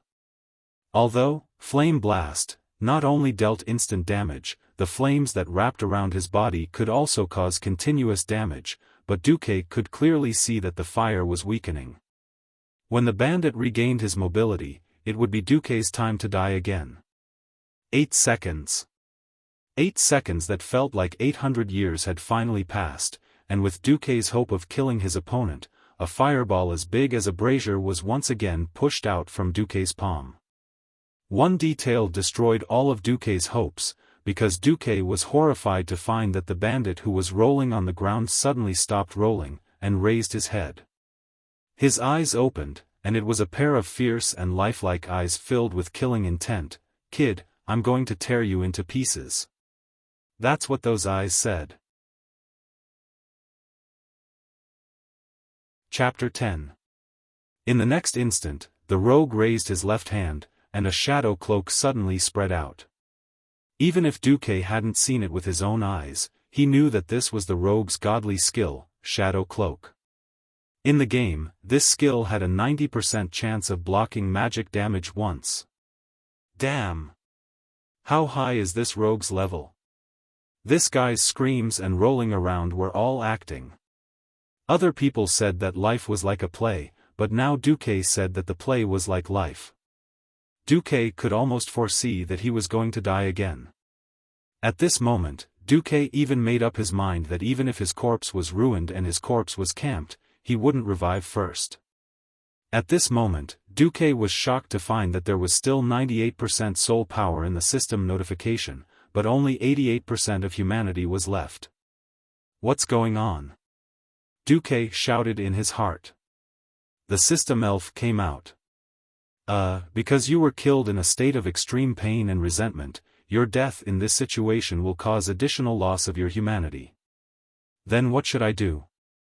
Fortunately, the system elf wasn't that cruel and replied to Duque with a cold dish or something like that. It replied seriously, if you can kill your target of hatred, you should be able to get back half of the lost humanity. F***ck. Who said that after taking revenge, there would be emptiness? Not taking revenge was 10%, and taking revenge was 5%. There was no need to ask how to choose. But the premise was that he could take revenge. Duque almost burst into tears. Time seemed to freeze, but at this critical moment, Duque suddenly stretched out his left hand and clenched. The flames that should have wrapped around the rogue's body jumped to the tip of the rogue's nose and suddenly burst into a dazzling light. This was almost like a flash bomb hitting his face. The intense light was not something that could be blocked by thin eyelids at all. I don't care if it's a corium or dog eye or a rogue's eye, I'll blind them all. The rogue instinctively stopped his shadow cloak, because of the strange flash. As if a blazing hurricane had swept past, the thief and his clothes exploded with a loud bang. Even the trees around him were affected. Countless wood shavings, stones, and pieces of human flesh and bones expanded and exploded backwards in an instant. Then, a few seconds later, they scattered again, like countless fireflies dancing in the sky, and then withered. At the moment of the explosion, an almost imperceptible speck of light flew out from the thief's body and shot into Duque's chest like a bolt of lightning. Of course, Duque did not notice this abnormality at all. Because his eyes were also affected. Woo-woo. Everything happened too fast. It was as fast as lightning. Duque had blinded the dog's eyes, and tears had come out of his own eyes because of the strong light. The only thing he could be sure of was the system elf's notification. Congratulations, you've killed an unknown level rogue. You've received 8,800 soul experience points. Despite the pain, Duque knew that the rogue must have received the entire flame blast. Here, this is a handkerchief that has been soaked in water. You should feel better after applying it to your eyes. A pleasant female voice that sounded a little strange yet familiar came over. Duque subconsciously took the handkerchief and raised his head to apply it to his eyes. The dizziness caused by his eyes subsided slightly. Duque suddenly came back to his senses. Wait. Something seems wrong. Duque removed the handkerchief with one hand and forced himself to open his eyes. After the strong light, his eyeballs felt very uncomfortable. Duque struggled to see a pair of Hygel's peaks wrapped in green inner armor. Damn it, it's Aurelia. What's going on? How did Aurelia come here? But, if it was her, she wouldn't just kill people, right? According to the original development of history, Aurelia would have become the recognized hero of the Alliance in the world of Azeroth, the embodiment of courage and justice. She first became famous in the war between the High Elves and the Trolls, and then became active in the front line of the Alliance against the Orcs. Although he didn't know why Aurelia was here, Duque was obviously relieved and sat on the ground. Duque felt good, but Aurelia was not. "Hey, you're so weird. What do you mean by looking at me? You just looked at me and then sat down? How did you know that I'm Aurelia Windrunner?" "Hey!" Aurelia had her hands on her waist, like a female T-Rex that was about to go berserk. The mana in my body is chaotic. Let me take a break." He didn't know if what happened just now counted as killing an enemy above his level, but Duque didn't feel good. Humph. Aurelia was so angry that her teeth itched. Seeing that the human youth was in such a bad state, she chose to remain silent. In this world, the High Elves were the ancestors of magic. Aurelia was born into the Windrunner family. Even though she inherited the skills of rangers and hunters, Aurelia, who spent her days with a group of mages, could see that Duque was on the verge of being devoured by magic. There were a few minutes when Aurelia thought that Duque would be killed by the backlash. Miraculously, she saw that Duque could actually do something that many official mages couldn't. He was orderly guiding the elements in his body back to their place and calming their flow. This was not something that a mage's apprentice could do. Moreover, Duque was only a mage's apprentice in name. He hadn't even received half a day's worth of formal education. With great difficulty, Duque finally opened his eyes. Looking at the beautiful yet dangerous High Elf hero, he sighed. "Alright, I thought you'd leave after watching the show. You've been following me? When did it start?" Illyria broke into a smile. Even though the night couldn't be seen clearly, her beauty was still breathtaking against the backdrop of her golden hair, which seemed to glow on its own. "Since you escaped from the wild boar." "Since?" Aurelia wasn't embarrassed to admit it. "At the riverbank for a while. When you walked to Northshire Abbey, I followed you again." That meant she saw everything. Duque suddenly wanted to die. Suddenly, Duque had a question.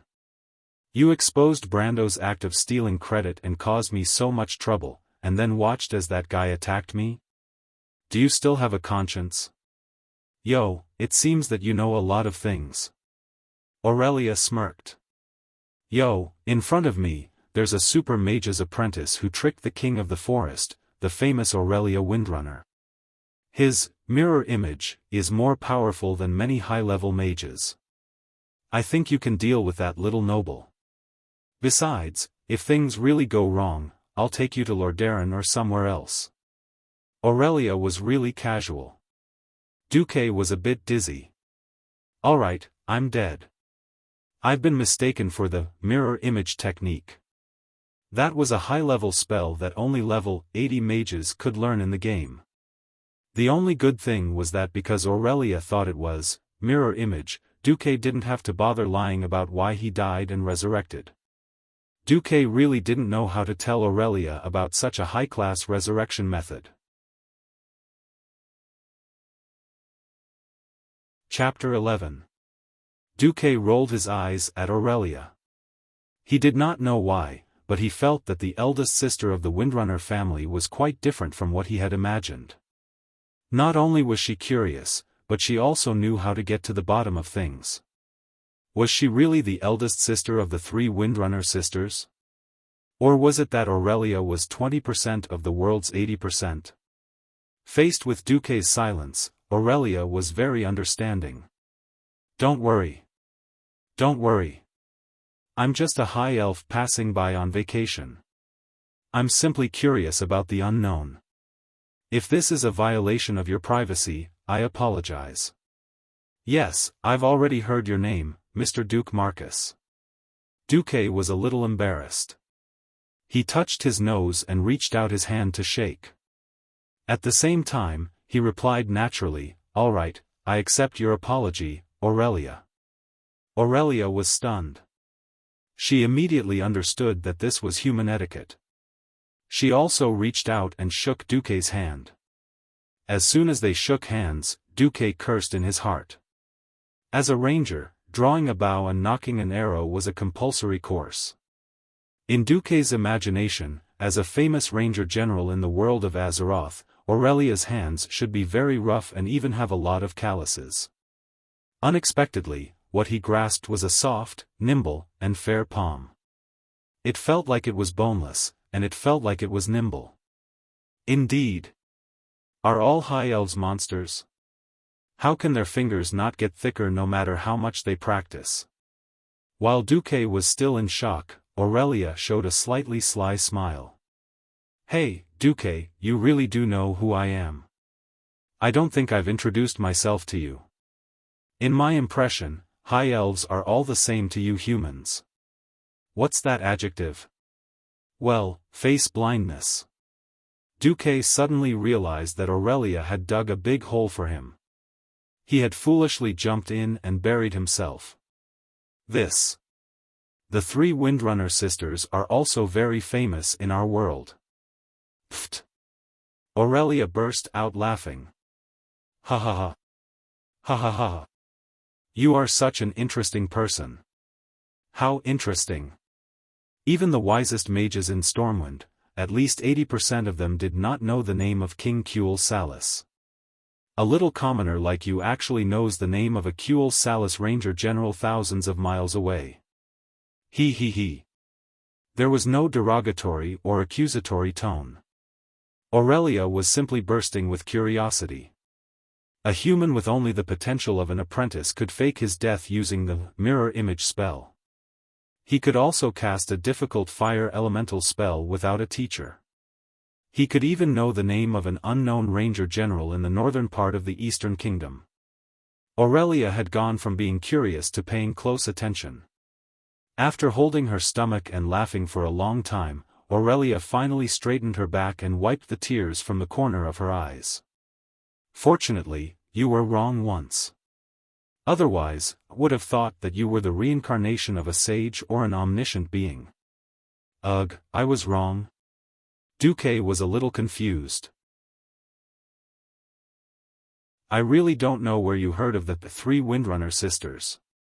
However, in this generation of Windrunner, there are 4 sisters. In terms of fame, my 3rd sister, Lilith, is the most famous. 2 years ago, she single-handedly killed 128 trolls in the battle against the trolls." After listening, Duque said 3 things in one breath in his heart. "What the hell?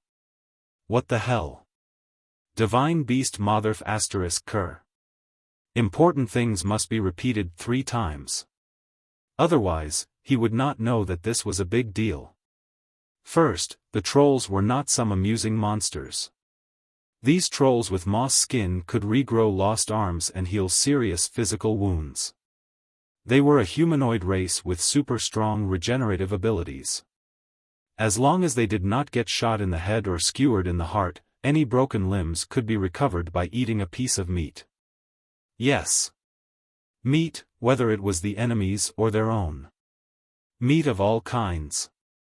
Not only were they barbaric and evil, but they also believed in all kinds of cruel blood sacrifices.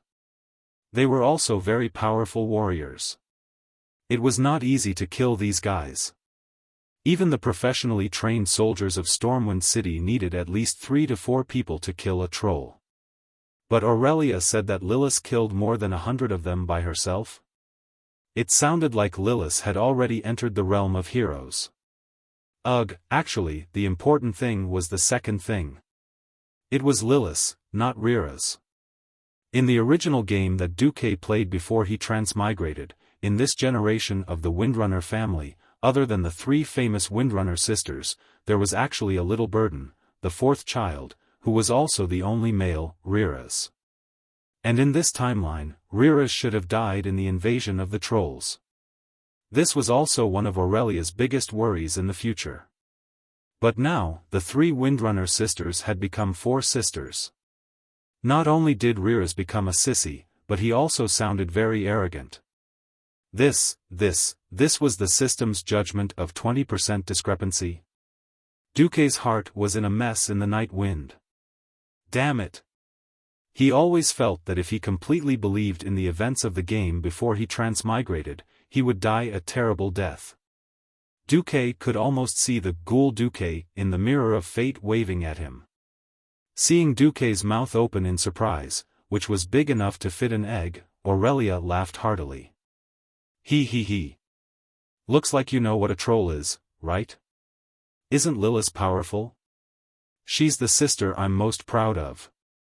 But, having a sister who is too outstanding is also troublesome. Those bastard counselors Kuel Salis find trouble with me and my second sister every day, saying that the Windrunner family is dominating the entire Ranger team. So, in a fit of anger, I took a year's leave and ran out to relax. Duque was speechless. How could this work? However, he at least understood the meaning behind Aurelia's words. She, as a Ranger General, did not mind exposing the dirty secrets in Kuel Salis's country. She would also not say that he killed this thief. After all, Illyria felt that there shouldn't be any conflict of interest between a high elven Ranger General and an insignificant mage apprentice from a human kingdom. Duque sighed, "All right, you don't care about my conflict with the nobles, and I don't care about your observation of me. Is that what you mean? Don't make me sound like a peeping Tom. I just want to say that if you have any interesting activities that can relieve your boredom, please call me. All right, as a reward for your courage to go against the stupid nobles, and as a thank you gift, this is for you." Aurelia handed over a booklet. This is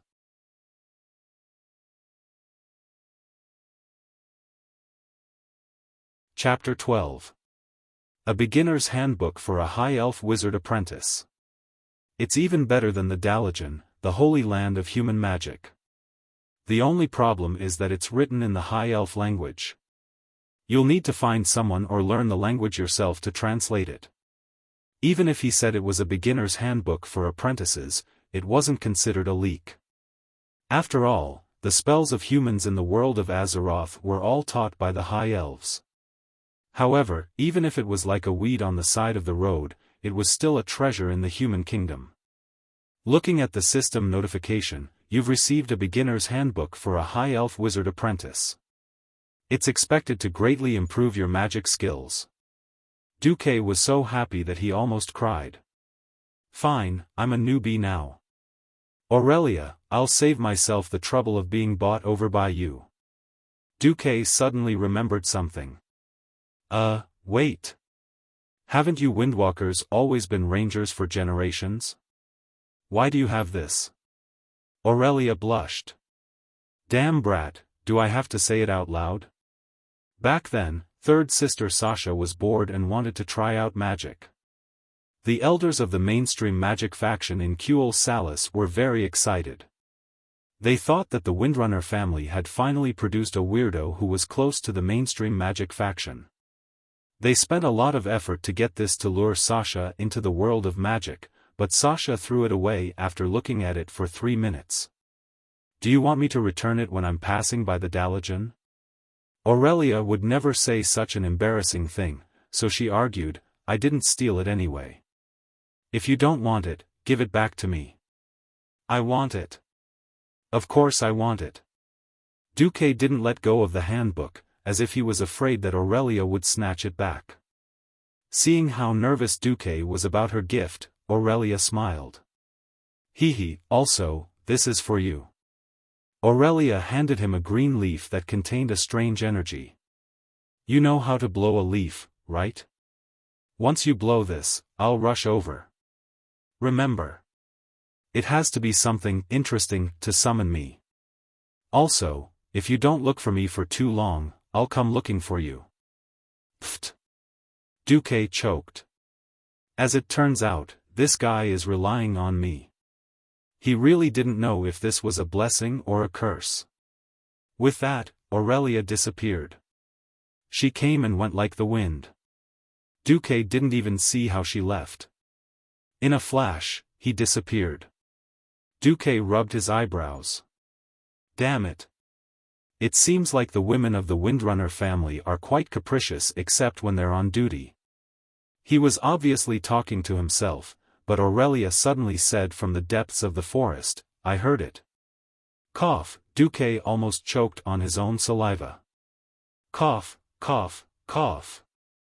I can't beat him, I can't chase him away, and I'm even used as a lab rat to observe him. This should be an ill-fated relationship, right? Alright, Aurelia is gone for now. Then things are back on track. Looking at the blackened body of the thief, Duque felt like vomiting. He didn't feel it before, but when everything calmed down, he suddenly felt a nausea that he couldn't suppress. If he wanted to vomit, he vomited. Duque really vomited. Wah, Duke vomited all over the place. University animals were just animals with a bit of culture. 9 out of 10 university animals had never even slaughtered a chicken before, let alone seen a scene of flesh and blood splattering everywhere. Fortunately, it was night. His vision was blurry, and the body was blackened. Otherwise, Duque might have nightmares for a long time in the future. The body had to be dealt with. Otherwise, when the forest rangers, woodsmen, and hunters saw a burnt body, they would easily associate it with Duque. After all, in the human world, Pharaoh was still a rare commodity. At this moment, the murlocs in the distance seemed to have been alerted. Rustling footsteps came from afar. Even though the body might be eaten by the murlocs, Duque didn't dare to take the risk. Before the murlocs arrived, Duque quickly looted the disgusting smell of roasted meat. He found a few dozen silver coins and threw the body into the river. Duque immediately turned around and left. If he didn't make a mistake, the thief's body would flow down the river to the murlocs' territory. Even if it couldn't reach it, the murlocs would smell it in the water and look for it. The murlocs in the world of Azeroth weren't good people. It was a big mistake to think of murlocs as mermaids. Murlocs were monsters with a swollen upper body, a fish-shaped body as big as a water tank, and 4 human-like limbs. These savage creatures with low intelligence were a classic example of how they couldn't be killed no matter how hard they tried. Following the lights of the Northshire Abbey on the hill in the distance, Duque groped his way forward in the dark. The sound of a human body being chewed by a carnivorous animal could be heard in the wind. The sound sent chills down Duque's spine, and he couldn't help but quicken his steps. About 40 minutes later, Duque finally escaped from the forest. The Northshire Abbey was just a human settlement. It wasn't a big town, so in terms of defense, it only had ordinary wooden fences that were 2 meters tall. There weren't even sharp objects on the fences. For a university student who often climbed over the walls to avoid the dormitory security, this was definitely a piece of cake. Seeing that there was no one around, Duque simply used his hands to climb up. After climbing over the fence, Duque fumbled his way back to the inn he was staying at. What Duque didn't know was that after Duque climbed over the wall, a figure in full armor appeared in a dark corner near the fence. It was Vice Captain Viry. God bless Stormwind. At least Duque wasn't killed. When Duque was taken away by the thief and jumped over the fence, Duque saw it from afar, but he wasn't sure. He couldn't just rely on a figure that flashed by and recklessly mobilized the guards to enter the forest to search for Duque. He also couldn't leave his post and go to the inn to check if Duque was still there. Because he knew that if it was Brando's men who wanted to kill him, it would be too late. Uneasy and unable to forgive himself, Vice Captain Viry spent more than an hour with his conscience blaming him. Now that he saw Duque, who was supposed to be killed, sneakily climb over the fence as if nothing had happened, Viry didn't know why, but he was relieved.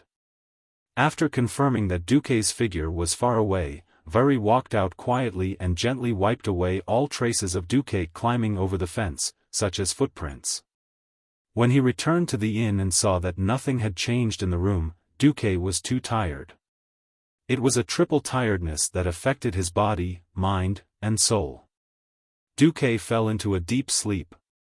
The next morning, when he was eating breakfast on the first floor of the inn, Duque saw two young magician apprentices beside the old magician Norton. When the old man saw the energetic Duque, the wrinkles on his wrinkled face smoothed out. He pointed at a burly male apprentice who was at least 1.9 meters tall. His name is Darnielle. He's a qualified apprentice from the East Cove Lumberyard, 3rd grade aptitude.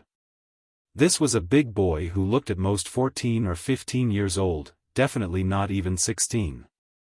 His face was clearly immature and simple, and he was wearing a very unsuitable short shirt. "Hello, Mr. Marcus. I'm Darnielle, the son of the lumberyard's owner. I'm very happy to be in the same class as you." Duque smiled indifferently and shook hands with him. "Hello, Darnielle." Without waiting for old magician Norton's introduction, the other girl had already stood up and shook hands with Duque. I'm Itana, the daughter of the clerk of the Elven Forest's West Spring Stronghold, 4th grade aptitude. Duke Marcus, nice to meet you. Me too, Itana. Just as Duque was about to talk further with the two apprentices, he suddenly heard a scream behind him. It was Sir Brando's scream. "How are you still alive?"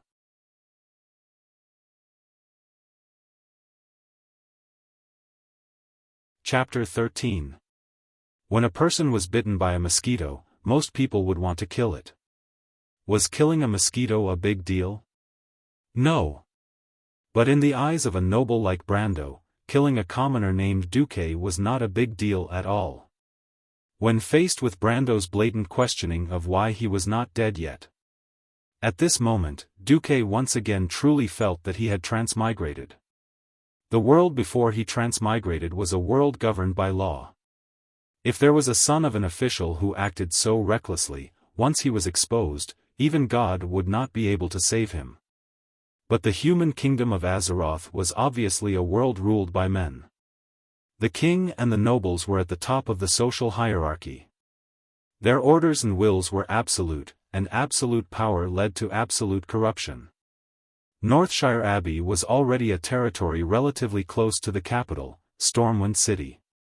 Thinking about how a trash knight at the bottom of the aristocratic hierarchy could do whatever he wanted, Duque began to understand why the humans of Stormwind were defeated by the orcs in the First Orc War, and even the capital was flattened. Back then, Thoradin the Great of the Arathor Empire was determined to forge ahead and open up new territories for the humans.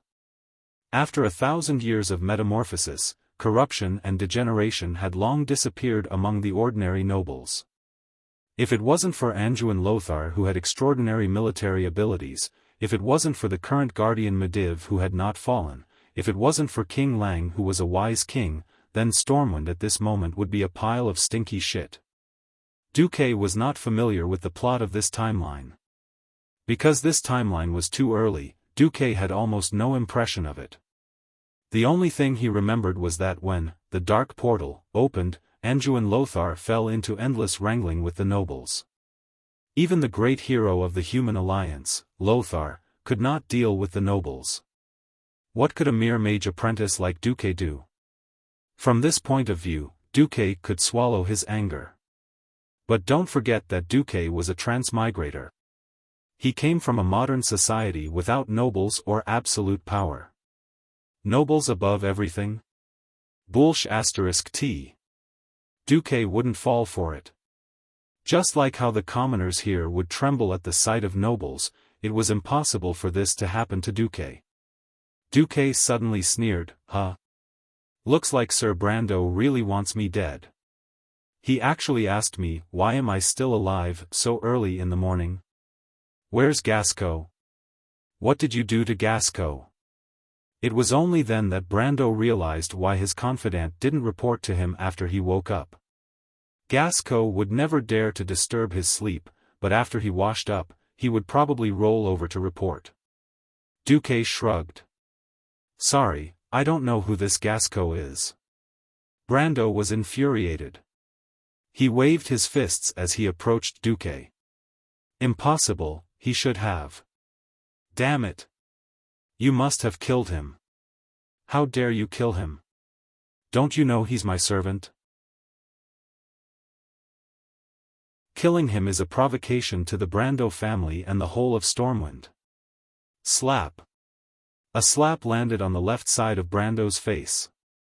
When the slap landed on the face that was covered in white powder, the bystanders could clearly see that the slap had stirred up a huge cloud of dust.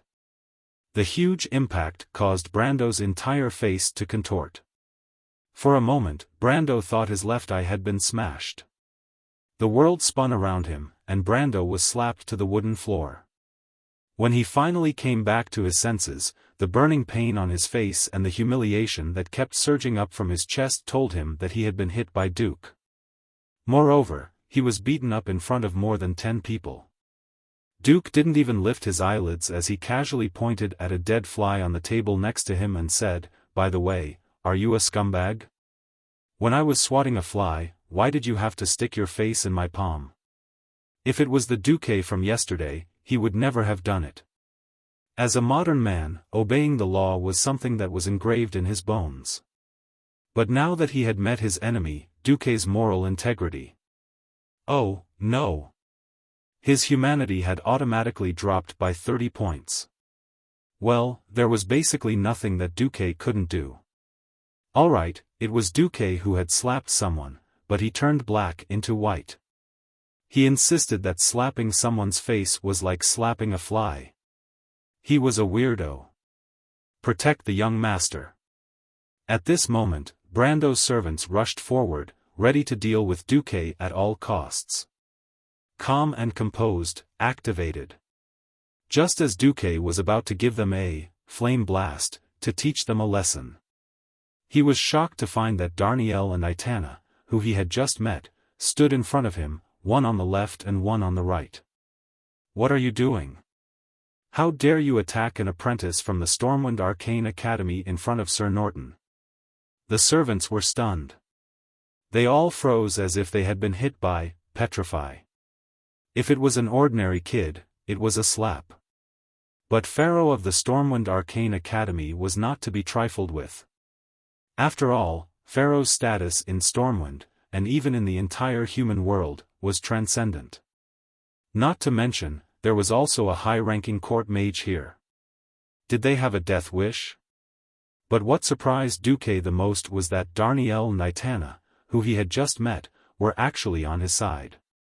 What he didn't know was that his slap had changed his stance. Before he came, there were countless commoners who had been bullied by nobles like Brando. Be it men or women, young or old, commoners, guards, or even knights, they had long disliked the actions of these lower nobles. But they didn't have the guts to resist, and they and the families behind them couldn't bear the consequences of the nobles' retaliation. Now that the rising star of Stormwind City Royal Magic Academy had publicly stood out, as commoners, they subconsciously chose to stand on Duque's side. The three apprentices, who might have a high status in the future, stood together against Brando, and the atmosphere immediately became subtle. At this time, Brando's voice sounded, "Kill him. Kill Duke Marcus. He insulted the Brando family. He insulted Stormwind. He insulted Thoradin the Great's bloodline. He should go to hell and be burned for 10,000 years. Kill him, and the Brando family will bear the consequences." Brando's embarrassment turned into anger, and he didn't even want to hide his shame. "Kill me? Then I'll kill you first." Duke made his move. He made his move without any hesitation. He directly used a flame burst, without any hesitation. Even Darnielle and Itana, who were in front, were almost affected, and they almost subconsciously dodged. Seeing the huge fireball the size of a water tank, Brando was so scared that he peed his pants, and the stinky liquid quickly dyed his white pants dark. No. Chapter 14. At this moment, an ice wall suddenly appeared out of thin air in the trajectory of the flame blast. The gigantic fireball blasted onto the ice wall that was chilling to the bone. Sparks flew in all directions, and the sparks that flew out burned Brando's servants, causing them to wail like ghosts and howl like wolves as they burned from the heat. For a moment, the entire lobby of the inn was in chaos. Actually, when both sides started arguing, some of the cowardly fellows had already left, but there were still many who wanted to see Brando suffer. In the end, they were almost caught in the crossfire. Some crashed into the door, and some jumped through the window. After a few seconds, other than the bitter innkeeper and the person in question, everyone left in a hubbub. Old Man Norton had his reasons for taking action at this time. At first, the old man wanted to smooth things over. After all, the mages of Stormwind City were inextricably linked to the nobles, and it would not be good to make things too awkward. Unlike the holy land of human mages in the Dalajan, which purely studied magic, the mages of Stormwind City usually worked in Stormwind City. Old Man Norton was a member of the royal family's mage team, but seeing that Brando had already surpassed Zosazo to the point of threatening death, Old Man Norton had already made up his mind. Even if Duque did not take action, he would take care of Fame Brando. He didn't expect Brando to say that he wanted to kill his apprentice right in front of him. This was like a slap to his face. He was going to make a move, but he didn't expect Duke, this so-called apprentice, to know a godly skill like, calm and composed, that could be called a bug. While he was stunned, he almost got into trouble. If he, Norton, and Duque really killed Brando, it would be a huge incident that would shock the entire kingdom. He had no choice but to help Brando block the fireball. Seeing Duque suddenly turn his head and shoot a murderous glare at him, Old Man Norton could not help but smile bitterly. This kid actually hates me. Just as Norton was about to say something, the guards of the Northshire Abbey arrived. The one leading them was Vice-Captain Viry. What was surprising was that there were 4 guards behind him carrying a simple stretcher. Without a word, Viry lifted the cloth covering the stretcher. Brando, the useless noble, had never seen such a bloody and horrifying corpse before. Looking at the blood-red leg bones that had been gnawed to the bone, Brando vomited on the spot. Viry said, "I recognize this pair of expensive boots. He should be Sir Brando's man, right?" Faced with Viry's interrogation, Brando finally finished vomiting and nodded. "Yes. He was Gasco. My servant, a thief." Brando pointed at Duque, "He killed my servant." Duque sneered. Just as he was about to say something, he was interrupted by Viry. "That's impossible. Last night, when he left the Northshire Abbey, I met him. I advised him not to enter the elven forest at night, but he refused to listen. In the end, he was unlucky and was attacked by the Murlocs." Viry's vivid explanation surprised Duque. At this time, he saw Viry turn his head and wink at him. Duque was instantly amused. He immediately replied, "Yes. This Mr. Gasco should have just arrived at the Northshire Abbey. Alone, unfamiliar with the world, so excited that he couldn't sleep at night. Then, he accidentally wandered into the elven forest and met the Murlocs. In the end, he was eaten by them." When Fame Brando heard this, his lungs almost exploded in anger. Wasn't this the script he made up for Gasco to execute? Just like how no one could produce evidence to prove that he did it, with the patrol leader as a witness, he also could not prove that Duque did it. Covering his face with one hand, Brando pointed at Duque with a trembling finger. You, he said the word "you" 3 times in a row, but could not continue. A thought flashed through his mind, and he immediately said, "Then what about the matter of him beating me up? The grave sin of insulting Saladin's bloodline." "Enough." Old Man Norton, who looked the most mature, suddenly let out an angry roar.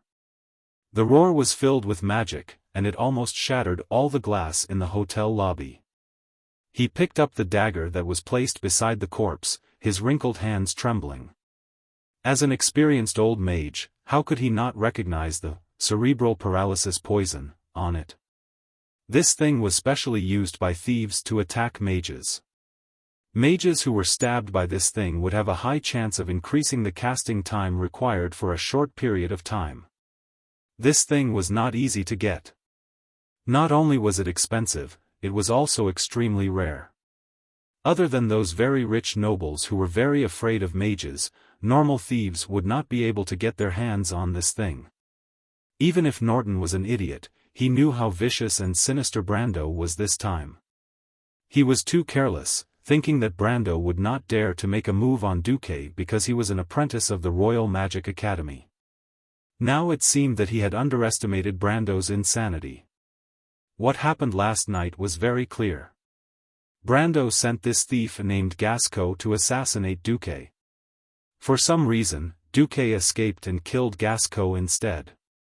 No wonder Duque was so angry. Anyone who was almost killed would be so angry. Old Man Norton's prediction was basically correct. The only mistake he made was that he wasn't almost killed, but really killed. Old Man Norton was also angry. He pointed at Brando's still intact face and said, "Ah! There's a mosquito. How could Duque not know?" He took a big stride forward, his left hand like a whirlwind. Slap, in front of Brando's servant, in front of the guards, in front of almost 100 spectators who had been bullied by Brando, Duque slapped him again. It could be clearly seen that a tooth near the right side of Brando's face had been slapped away. The bloodied tooth spun in the air for many, many times before it landed on the table with a clatter. After it landed on the table, it continued to spin around. Looking at Norton, who was standing before him with a head full of white hair and beard that puffed up along with the strong waves of transcendence energy, Brando was completely dumbfounded. His once arrogant eyes were now filled with confusion and fear. "Tell your elders, if I find out that you dare to make a move on Duque again, then wait for your castle to be burned down by me." After saying that, Norton left without looking back. When he left, he even put his hand on Duque's shoulder and dragged Duque away.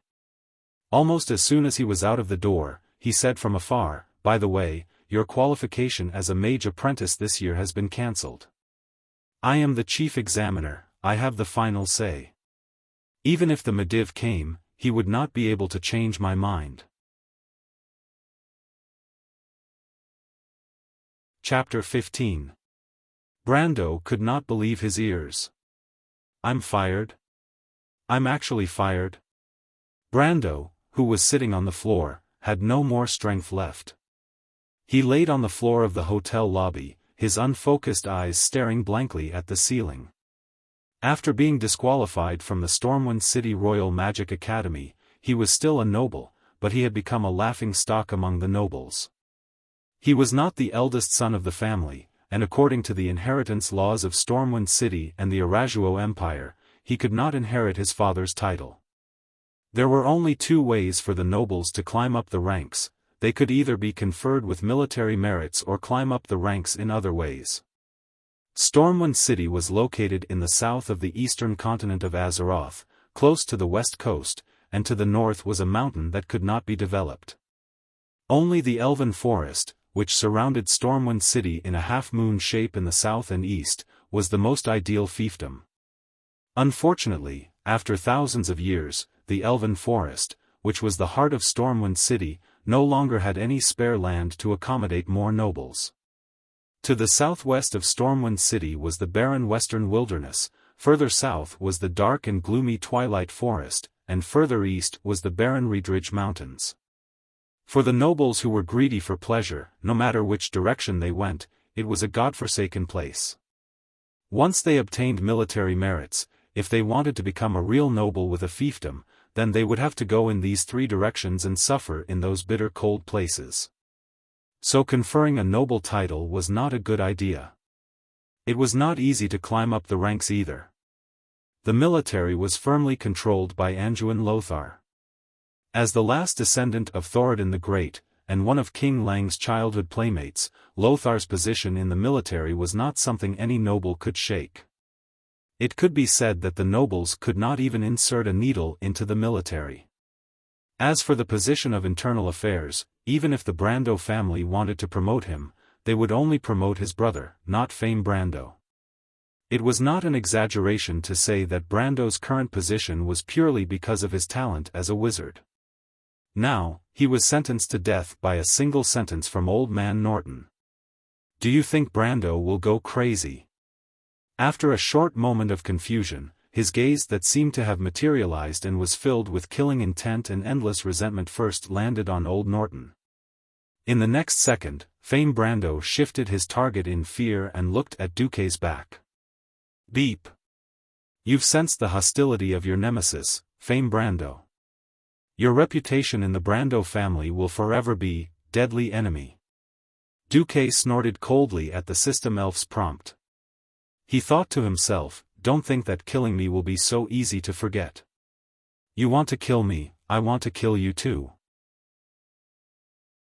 I don't believe that I, who can be resurrected, can't win against a small Brando family.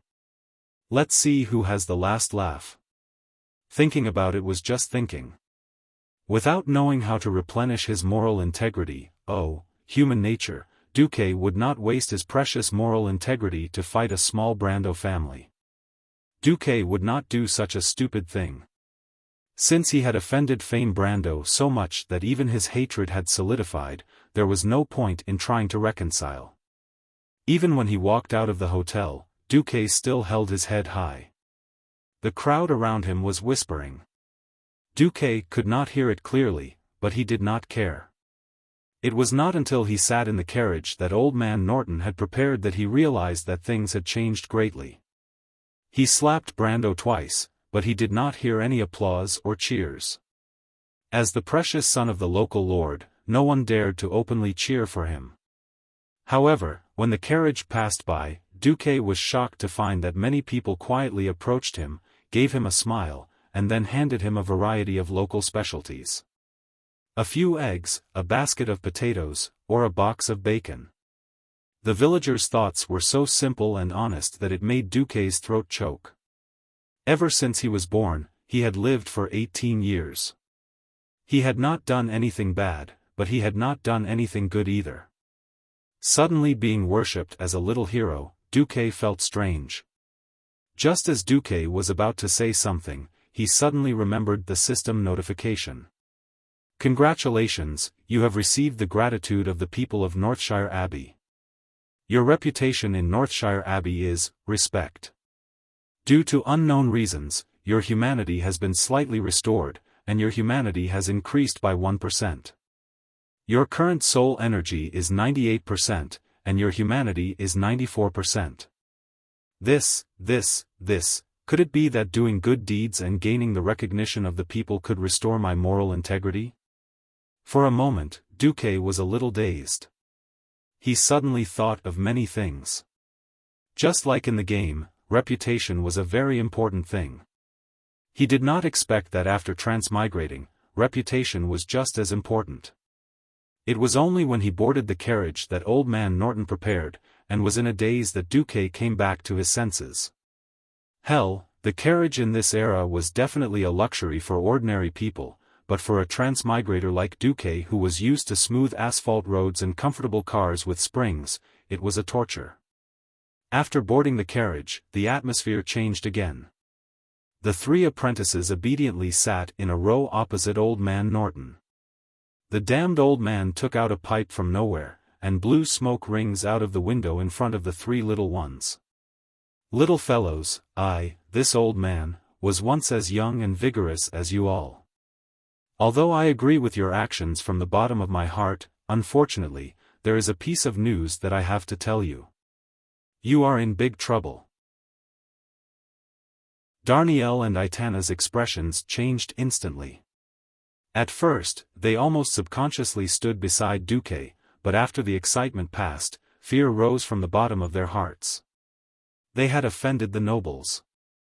Although their status as apprentices could temporarily make them forget about this matter, as long as they did not become official mages, they and their families would be at risk of being threatened by the nobles. Old Man Norton continued, "Duque, these two are not you. In the world of mages, we pay attention to equivalent exchange.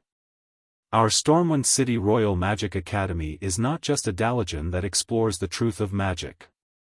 Here, every lesson has to be paid.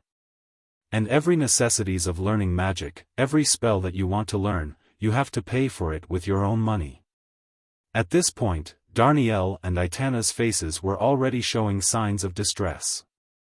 Duque spoke, "May I ask, how did the previous apprentices of the Magic Academy be dealt with?" Chapter 16. Old Man Norton sighed and blew out a ring of smoke. "After you've officially learned magic, you may be able to collect money by exploring ruins and joining mercenary groups to do missions. But before that, you can either learn from you and get no more than 3 scholarships per year, personally sponsored by Court Archmage Mediv. Or you can show your talent at the exchange before school starts and join a noble family. After graduation, you can become a noble mage of that family and receive full financial support from that family during the semester." After a pause, the old man gave an example. "First of all, a copy of the Magic Academy's teaching materials for apprentices costs a gold coin. Of course, this is based on the premise that you're completely literate. Without teaching materials, you can't learn anything. In addition, you have to get spellcasting materials for practice." After the old man finished speaking, Darnielle and Itana's faces were completely pale. Both of them were from commoner families, and before the exam, they had never thought that there would be so much trouble. What was the concept of a gold coin? Who knew how many years it would take for their family to gather this amount of money even if they didn't eat or drink? Now, for a moment of anger, they had accidentally forced themselves into a dead end. Even if they thought with their toes, they would know that before the situation became clear, no noble family would dare to invest in them. The tall Darnielle was slightly stubborn. In the face of trouble, he still pursed his lips and his waist was still straight. But the slightly weak Itana was different. Her body unknowingly began to curl up a little, her hands tightly gripping the hem of her skirt above her knees. Her face was so sad that she looked like she was about to cry, and her eyes were red. Seeing their reaction, Old Man Norton also sighed deeply.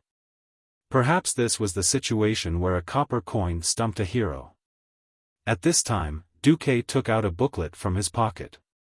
"Excuse me, can I lend this to Darnielle and Itana? This is..." Old Man Norton's eyes, which were a little cloudy just now, suddenly became clear. No, his eyes were even as bright as light bulbs. "Damn it! Where did you get the High Elf Mage Apprentice Handbook? Is it very noble?" Seeing the old man's reaction, Duque was a little dumbfounded. Nonsense. Human magic was taught by the High Elves. When it came to magic, the High Elves were the ancestors of humans. Don't underestimate this manual for beginners. There are so many old men in Daligen who want to get their hands on an original copy, but they can't. As he stared, Old Norton gasped. "Oh God of magic, you're actually not a human, but a descendant of the High Elves, aren't you? No, you're the illegitimate son of the Sun King, right?" As soon as the old man said this, Duque immediately felt 4 pairs of eyes staring at his face, making his face feel like it was on fire. Duque's face was also filled with confusion. "How so?" The old man flipped over the cover of the letter and pointed at a signature that looked like a scribble to Duque and the other 2. "Do you know what's written here?" The 3 little ones shook their heads in unison. The old man waved his hands excitedly and roared in a tone that was close to a roar, "Kale, that's Sunstrider. This is the apprentice handbook used by the current High Elf Prince, Kale, that's. Damn it, anything from the Sunstrider royal family, even if it's an introductory handbook for a mage apprentice, is a high-grade item in the eyes of human official mages. Tell me, Duque, where did you get this thing? If you don't handle it well, this thing will bring you great trouble. After the old man finished speaking, Duque was no longer afraid. This thing, there shouldn't be a problem with its origins. It was given to me by a passing, bored High Elf Ranger General of Kuel Salis. I see. Old Norton and Darnielle were immediately relieved. But at this moment, Duque suddenly heard a voice floating in the wind outside the window. Humph. Damn it. Aurelia, how bored are you? You're actually following me? There was a dense forest on both sides of the road. To be honest, the speed of the carriage was not slow. It could be imagined that Aurelia could run faster than a carriage in the forest. However, Aurelia did not express any obvious objection, which gave Duque a new idea. Respected Mage Norton, may I ask, if I give you a copy of this introductory handbook for a High Elf Mage Apprentice, how many things can I exchange for, including 2 sets of Stormwind City Magic Academy Apprentice Handbook? Oh, about a month. After a month, I also hope to get a translation of the common language. Old Norton was stunned. From the 2 innocent and ecstatic faces beside him, the old man knew that Duque had succeeded. Damn it, it was not a transfer, but just lending it to him once and he wanted to receive benefits. Not only that, he even caught him to be a translator. This kid is very shrewd. Alright, whether it was official or private, he could not cheat Duque. You win, kid. Old Norton shrugged helplessly. You will get what you want. Since you are pleasing to the eye, I will give you 20% more than the market price. As for the specifics, I will slowly calculate it for you when we get there. The old man's promise made Duque see a golden thigh that was slowly rising to the top. It took 3 days to get from Northshire Abbey to Stormwind City. This was something that Duque only found out after he set off. Even though the geography of this world was basically the same as the world in the game, the geographical area was definitely magnified by who knew how many times. That night, Duque was attacked. He woke up to a pain in his ear, and when he opened his eyes, he was almost scared to death. Because what he saw was not the top of the tent, but the inexplicable bright starry sky. The next moment, he saw the familiar green inner armor of Mount Hyjal, and he was relieved. The High Elves were a very sensitive race. How can you recognize people based on their breasts? Aurelia cursed in a low voice. I'm only this tall. Right. Duque found out bitterly that although he had transmigrated, his body was still his, but perhaps because he was only 13 years old after transmigrating, his body had shrunk. As he had not yet started puberty, he looked over at Aurelia, and the position of her breasts was just right. Aurelia gritted her teeth in anger, but she could not discuss such a useless topic with a child. Let me ask you, why did you lend the High Elves Apprentice Handbook that I gave you to that old man? So it was because of this. Duque had thought that Aurelia had come to question him for something so important. Shrugging, Duque looked helpless. Can't help it. Aurelia thought about it, and it seemed to be the case. She put her hands on her hips and stared at Duque for a long time before her attitude finally softened. Alright, you pass. Then, you dragged me out in the middle of the night for this? I came to say goodbye. Chapter 17. Huh. Didn't you say that your vacation was a year long? The trolls near Kuel Salis are acting strangely. Those cowardly old men sent an urgent order to transfer me back. They had not known each other for long, so Duque was still very grateful to Aurelia. Suddenly hearing that this golden coattail was about to leave, Duque still felt a little disappointed. Then, I wish you a safe journey. Aurelia was stunned. The phrase, safe journey, was definitely the best wish for a windrunner. Unknowingly, Duque had warmed her frustrated heart. Alright, you've unintentionally coaxed me again. Let me tell you something small. If you're in trouble, go find him. With that, Aurelia threw a small item over. Duque caught it and saw that it was a small silver accessory with a name engraved in the High Elves' language. I don't know the High Elves' language, Duque said bitterly. Then learn it. Even though I'm a windrunner and come from a family of rangers who have been roaming the forest for generations, I still have to say that the High Elves' magic is the most powerful magic. The pride of the High Elves was on full display at this moment. Aurelia puffed out her chest proudly. All right, you have the biggest chest, you have the final say. Yes, yes, yes. Duque did not refute. After all, the High Elves were the ones who played magic in Azeroth. Hey, why do you look like you want to send me away? No, no, no, how is that possible? Duque hurriedly cried out. Sigh, Aurelia suddenly jumped onto a tree. Her left hand supported her right elbow, and her right hand supported her chin. She sat on a branch and looked at Duque. She suddenly changed the topic. Actually, I envy you. Huh? You're young, energetic, and not afraid of power. Unlike me, I'm a ranger general, but in front of those counselors, I'm afraid my status is lower than a magic construct without self-awareness. So when I saw you slap that noble young master, I was very happy. Hey! As expected, you still peeped.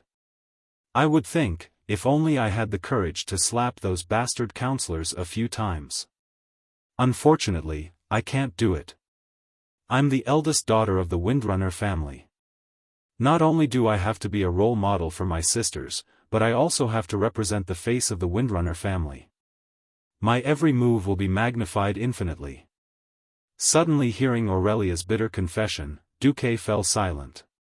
So, the curious me you see is definitely not the usual me. When I returned this time, I would once again be the serious and unsmiling Ranger General. Of course, it is precisely because Kuel Salis and Stormwind are so far apart that we will most likely not have the chance to meet again in this lifetime that I am telling you all this. Seriously, I want to thank you. At least for the past 2 days, you've made me feel interesting and happy. Duque suddenly smiled and asked tentatively, then, are we friends? Aurelia shook her head. No, the High Elves are not interested in being friends with humans. It should be said that we all avoid being friends with humans. Because compared to the infinite life of the High Elves, the lifespan of humans is too short. A human's lifespan of a few decades is like a nap for us. We would not be able to bear the sudden separation of life and death so soon after we have invested our feelings. Duque sighed in his heart. Sure enough, different races have different values. But Duque smiled mysteriously. But I have a feeling that I will see you again in 5 years. 5 years? Impossible. Those terrible old men will order me around. I have been on duty at the front line for no less than 50 years. Our front line will not allow humans to come close. Then let's make a bet. If we meet again in 5 years, at that time, you will swear to be my friend.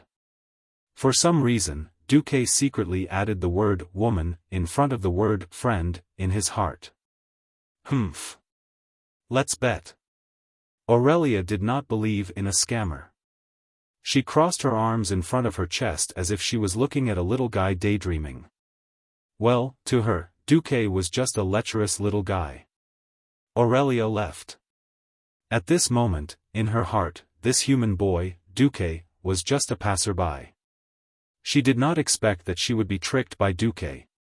If Duque's calculations were correct, then in 5 years, the Dark Portal incident would break out, and she, Aurelia, as a member of the Alliance, would once again come to the human world to resist the invasion of the orcs. The next morning, Duque was on his way again. He spent the next 2 days in the carriage.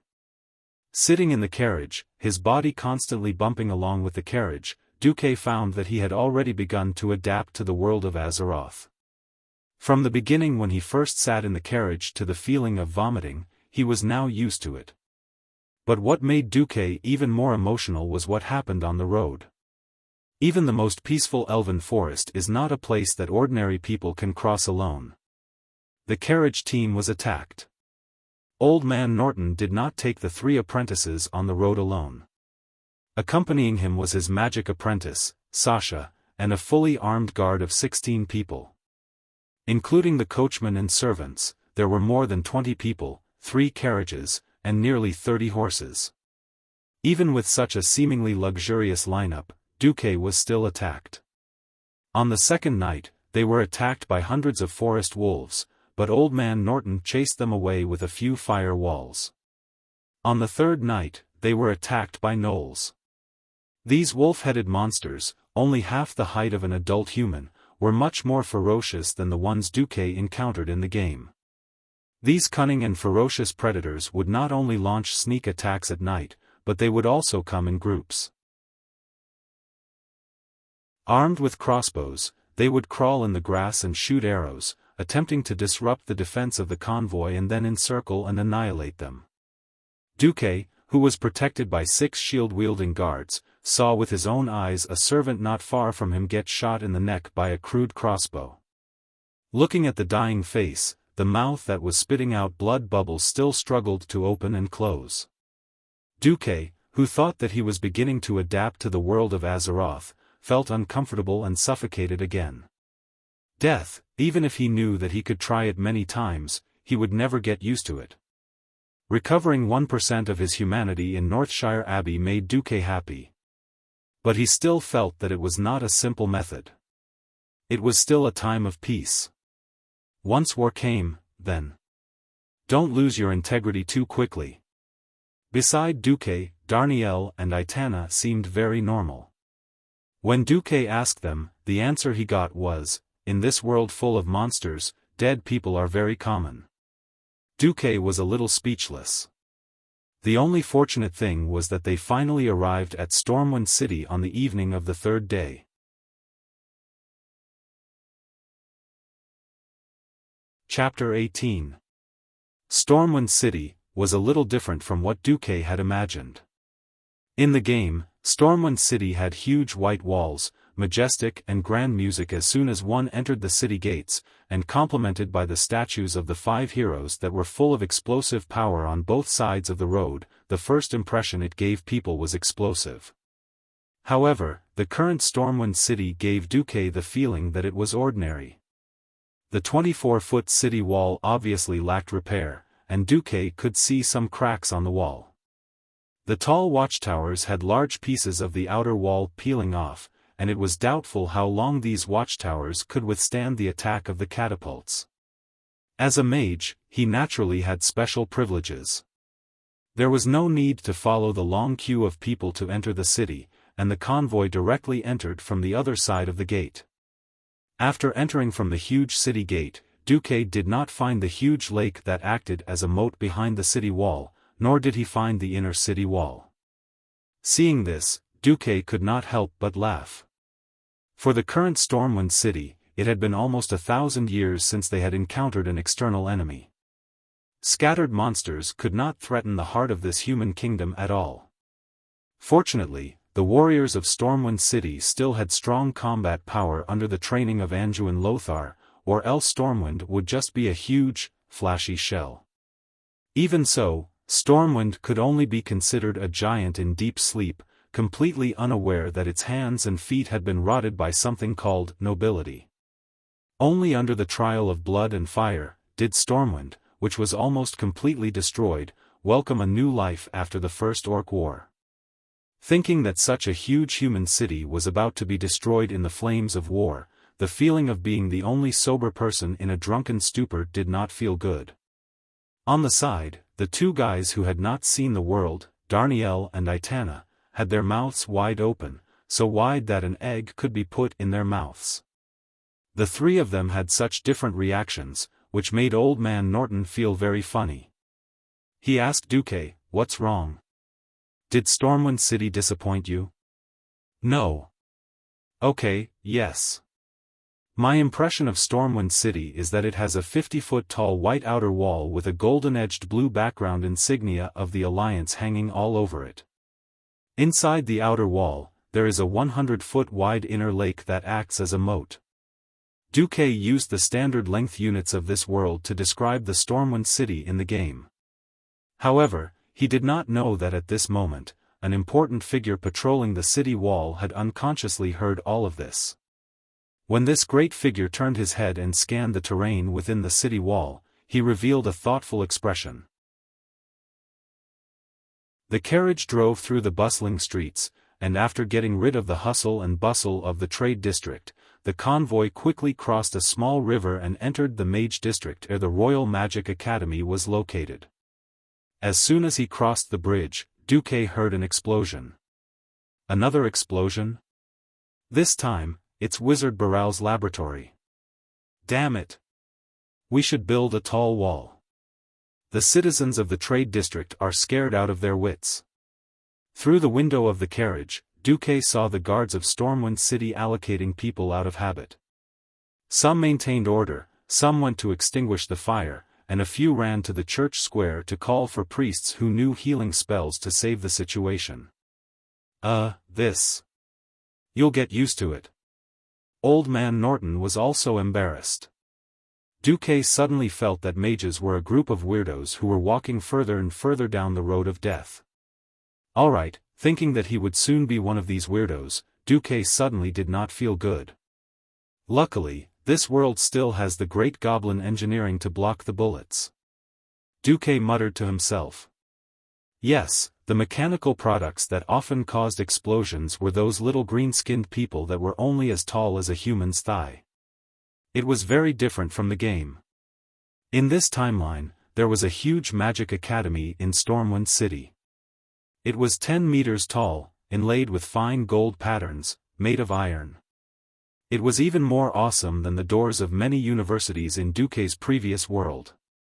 On the square made of pure white marble tiles, Old Man Norton was the first to get off the carriage. Alright, young lads and ladies, we're here. The old man pointed to a building that looked like a library at the side of the square. Go in and report. Your information has been sent ahead of time. Inside. There will be a troublesome dormitory manager who will play a little game with you.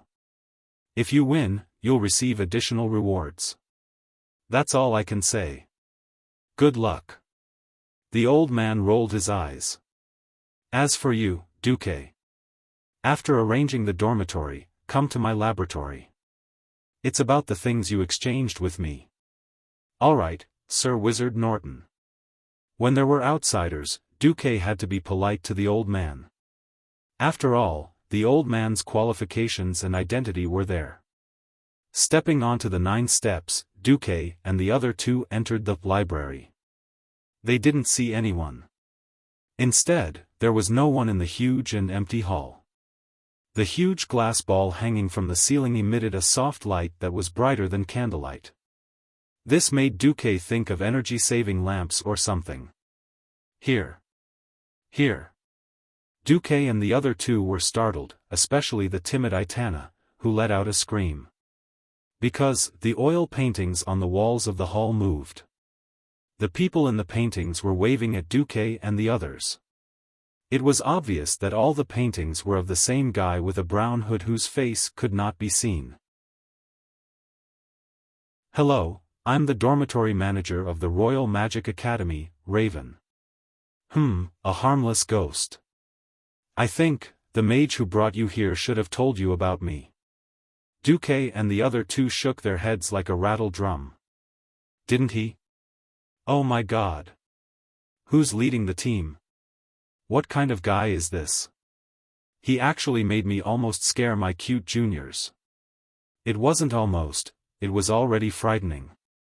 Duque clearly felt that Aitana's 10 little fingers had already grabbed his left arm like iron hooks. It made his left arm hurt.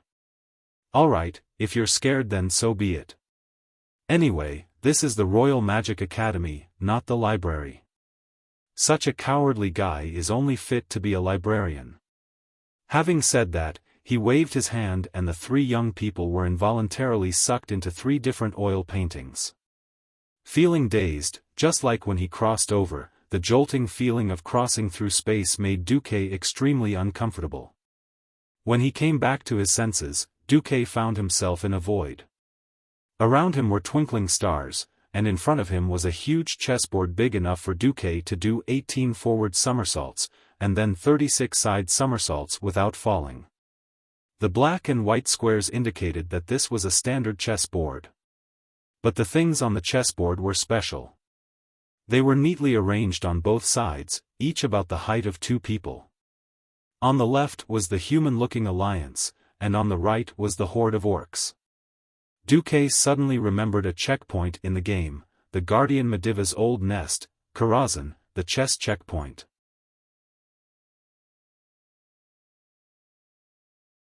Chapter 19. At this moment, the system genie suddenly ran out. Dear host, harmless illusion and unknown rule detected. Do you need me to filter it for you? Harmless illusion. Filter. Duque answered decisively. The scene in front of him changed. What appeared in front of Duque was still a chessboard and a large pile of chess pieces. But the shape of each chess piece had completely changed, turning into a lifelike matchstick human-like body frame.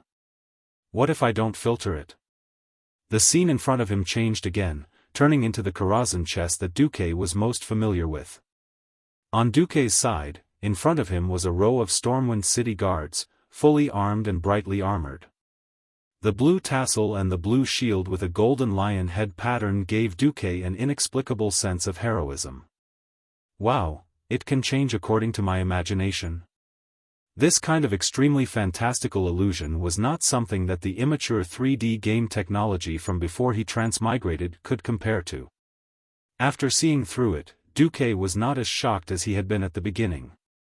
Instead, he became a little more excited. There were a total of 6 types of chess pieces, although they were still divided into alliance and horde according to Duque's imagination. For some reason, the setting was different from the Karazhan chess stage in the game. The first type was soldiers, which filled the entire front row. On the Alliance's side were Stormwind City soldiers, while their counterpart was the armored horde infantry. The second type was horses, 2 on each side. The Alliances were heavily armored knights riding fully armored warhorses, while the hordes were wolf knights wielding huge spiked maces. The third type was phase, 2 on each side.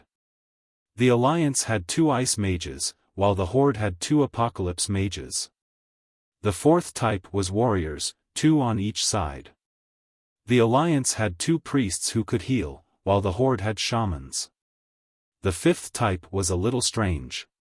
On the Alliance's side was the Guardian of Azeroth, Stormwind's chief court archmage Mediv, while the horde's pharaoh's face was a blur. The sixth type was speechless, king. The Alliance's was King Lang, who wore heavy silver armor and held a giant hammer. The horde's was the horde chief Blackhand, who held an axe. At this moment, the guy who called himself Raven spoke. He. Little guy, are you scared? Duque pursed his lips. No, I'm already scared. I don't think you look frightened. All right. Don't take this little game to heart, it's just a little prank of mine. Of course, your performance in this game will directly affect your status and living conditions in the Royal Magic Academy. So, if it's possible, I hope you can give it your all. From the sound of it, Raven was saying that he would use his position as the dormitory's administrator to give Duque some benefits. But there were too many traps hidden here. Duque didn't expose him. A mysterious smile appeared at the corner of his mouth. That's good. I don't think you want me to play a normal game of chess with you, right? Do you have any special playstyles unique to mages? Show us. Raven's face was almost entirely covered by the shadow of his hood. Only his chin could be seen, and there was a knowing smile on his face. This is a magic school. Those idiots who are playing normal chess with my friends will be living next to the toilet for the next year. Oh, that's a shame. Please allow Duque to observe a moment of silence for those idiots. Alright, what you're seeing is the ultimate version. First, you have to prove that you are qualified to be a chess piece on this chessboard. In Duque's vision, a huge golden scroll opened up. There were many spells written in the common language. And on top of the scroll, a huge hourglass appeared out of nowhere. The meaning was self-evident. When the hourglass ends, the scroll will close. Almost immediately, Duque let the system elf do its work. System elf, analyze immediately. Record. Understood, my host. Beep. After preliminary inspection, this is the simplified spell model of Enhance Intelligence, Frost Arrow, and Blizzard. Copying the spell model. Spell model recorded, deducing the complete spell formula in reverse. Duque immediately realized that this was a great opportunity. From the looks of it, this seemed like a game, but it was actually an entrance test. The test did not focus on how strong the apprentice was or how many spells they could master. In fact, they wanted to see how strong the apprentice's adaptability was. Although this method of using spells was like handing a gun to the apprentice, and the apprentice only had to pull the trigger, being able to pull the trigger did not mean being able to hit the target, and being able to hit the target did not mean being able to hit the effective spot. Even if the target was hit, it still depended on the timing, the method and the effect. How to use it, all tested the apprentice's adaptability to the elements, imagination and understanding of magic. It was not an exaggeration to say that this was a comprehensive test of magic. To most of the apprentices, the sand in the hourglass was billions of times more precious than gold. Many of them also realized that this was a great opportunity to obtain spells for free. Even if it was a simplified version, it would make their future path of magic much smoother. Every student stared at the scroll greedily. Only Duque was the most special one. He only glanced at the entire scroll that was half the height of a person, then lowered his head and fell into deep thought. Only he knew that he was not deep in thought at all, but was suffering the bombardment of information from the system elf. Discovered spell model, intelligence increase. It can temporarily top up your IQ that is in arrears, allowing your poor brain to temporarily load more spell models.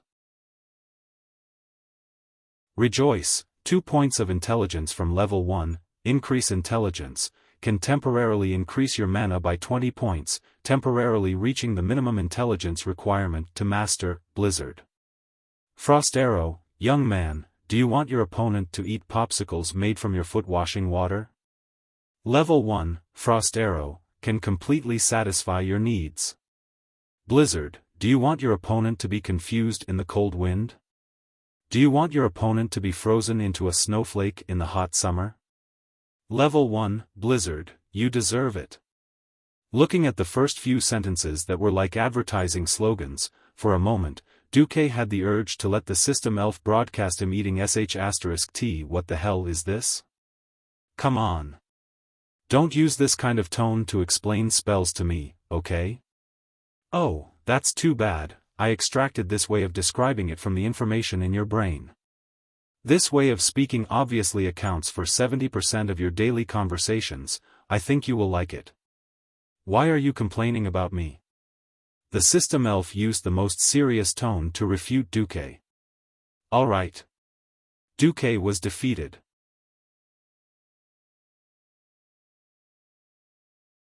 Chapter 20.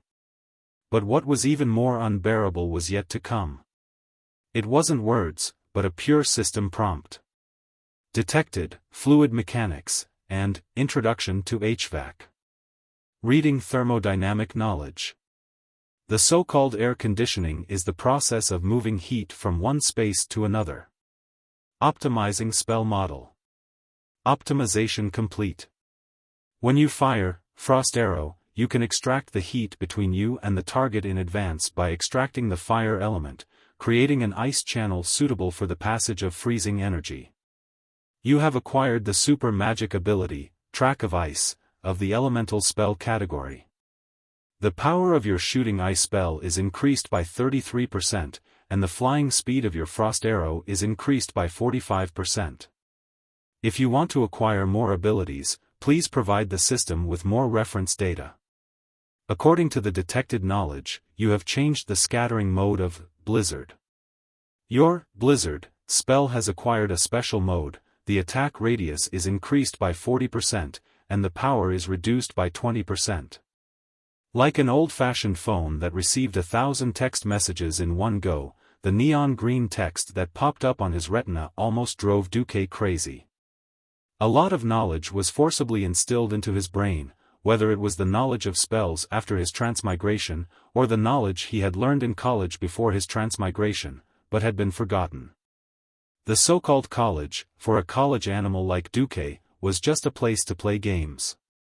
Exams and whatnot were just things to retake the course for 3 days before the exam, and then forget all about it after the exam. He never thought that the knowledge that should have been forgotten by him would be perfectly invoked by the system elf at this moment. It turned out that these things that seemed to have been forgotten were actually still stored in his brain. Just as Duque was meditating, the sand in the hourglass had unknowingly leaked out.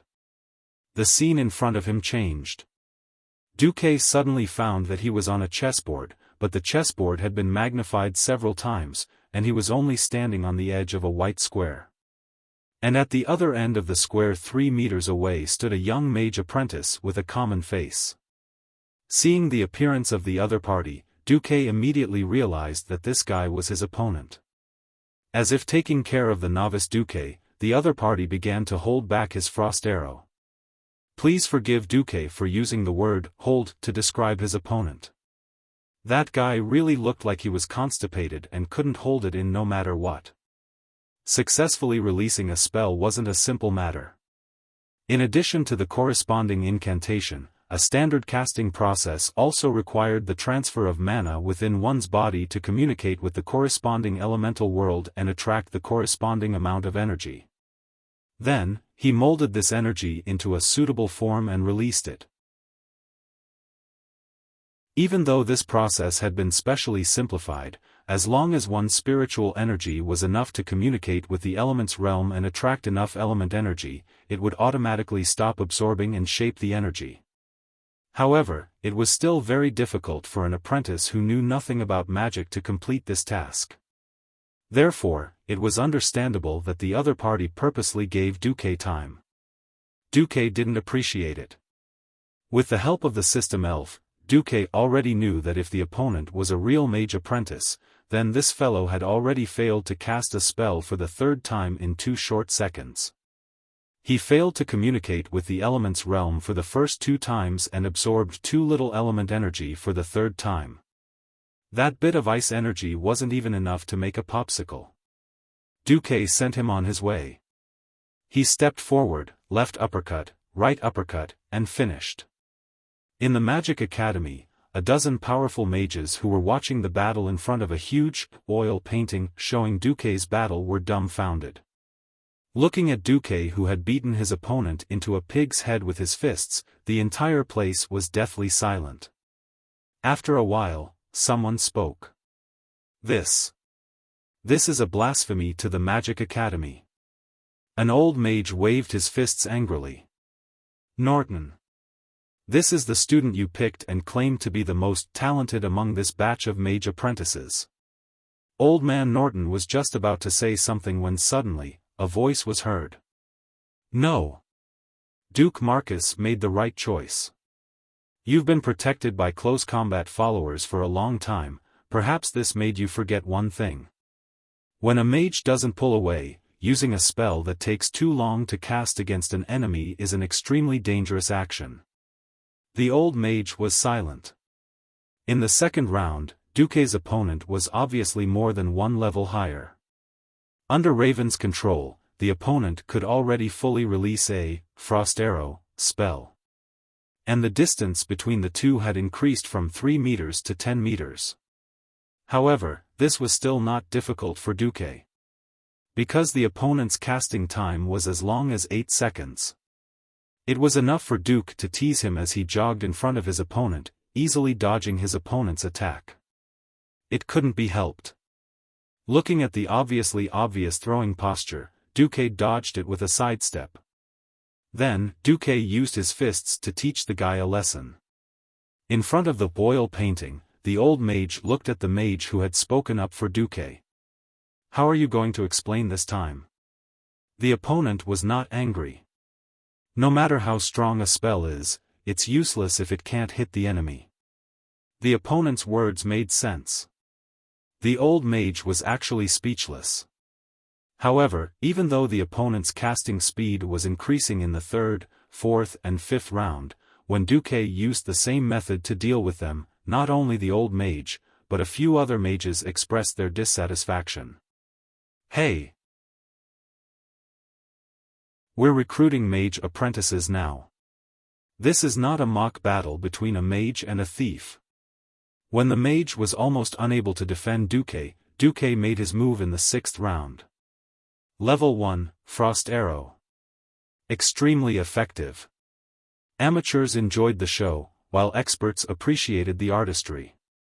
It was clearly an ordinary, Frost Arrow, spell model, so why was the Frost Arrow, Duque's Frost Arrow, so terrifying?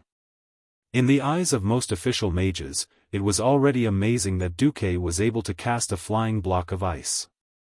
At the very least, this was enough to be called excellent.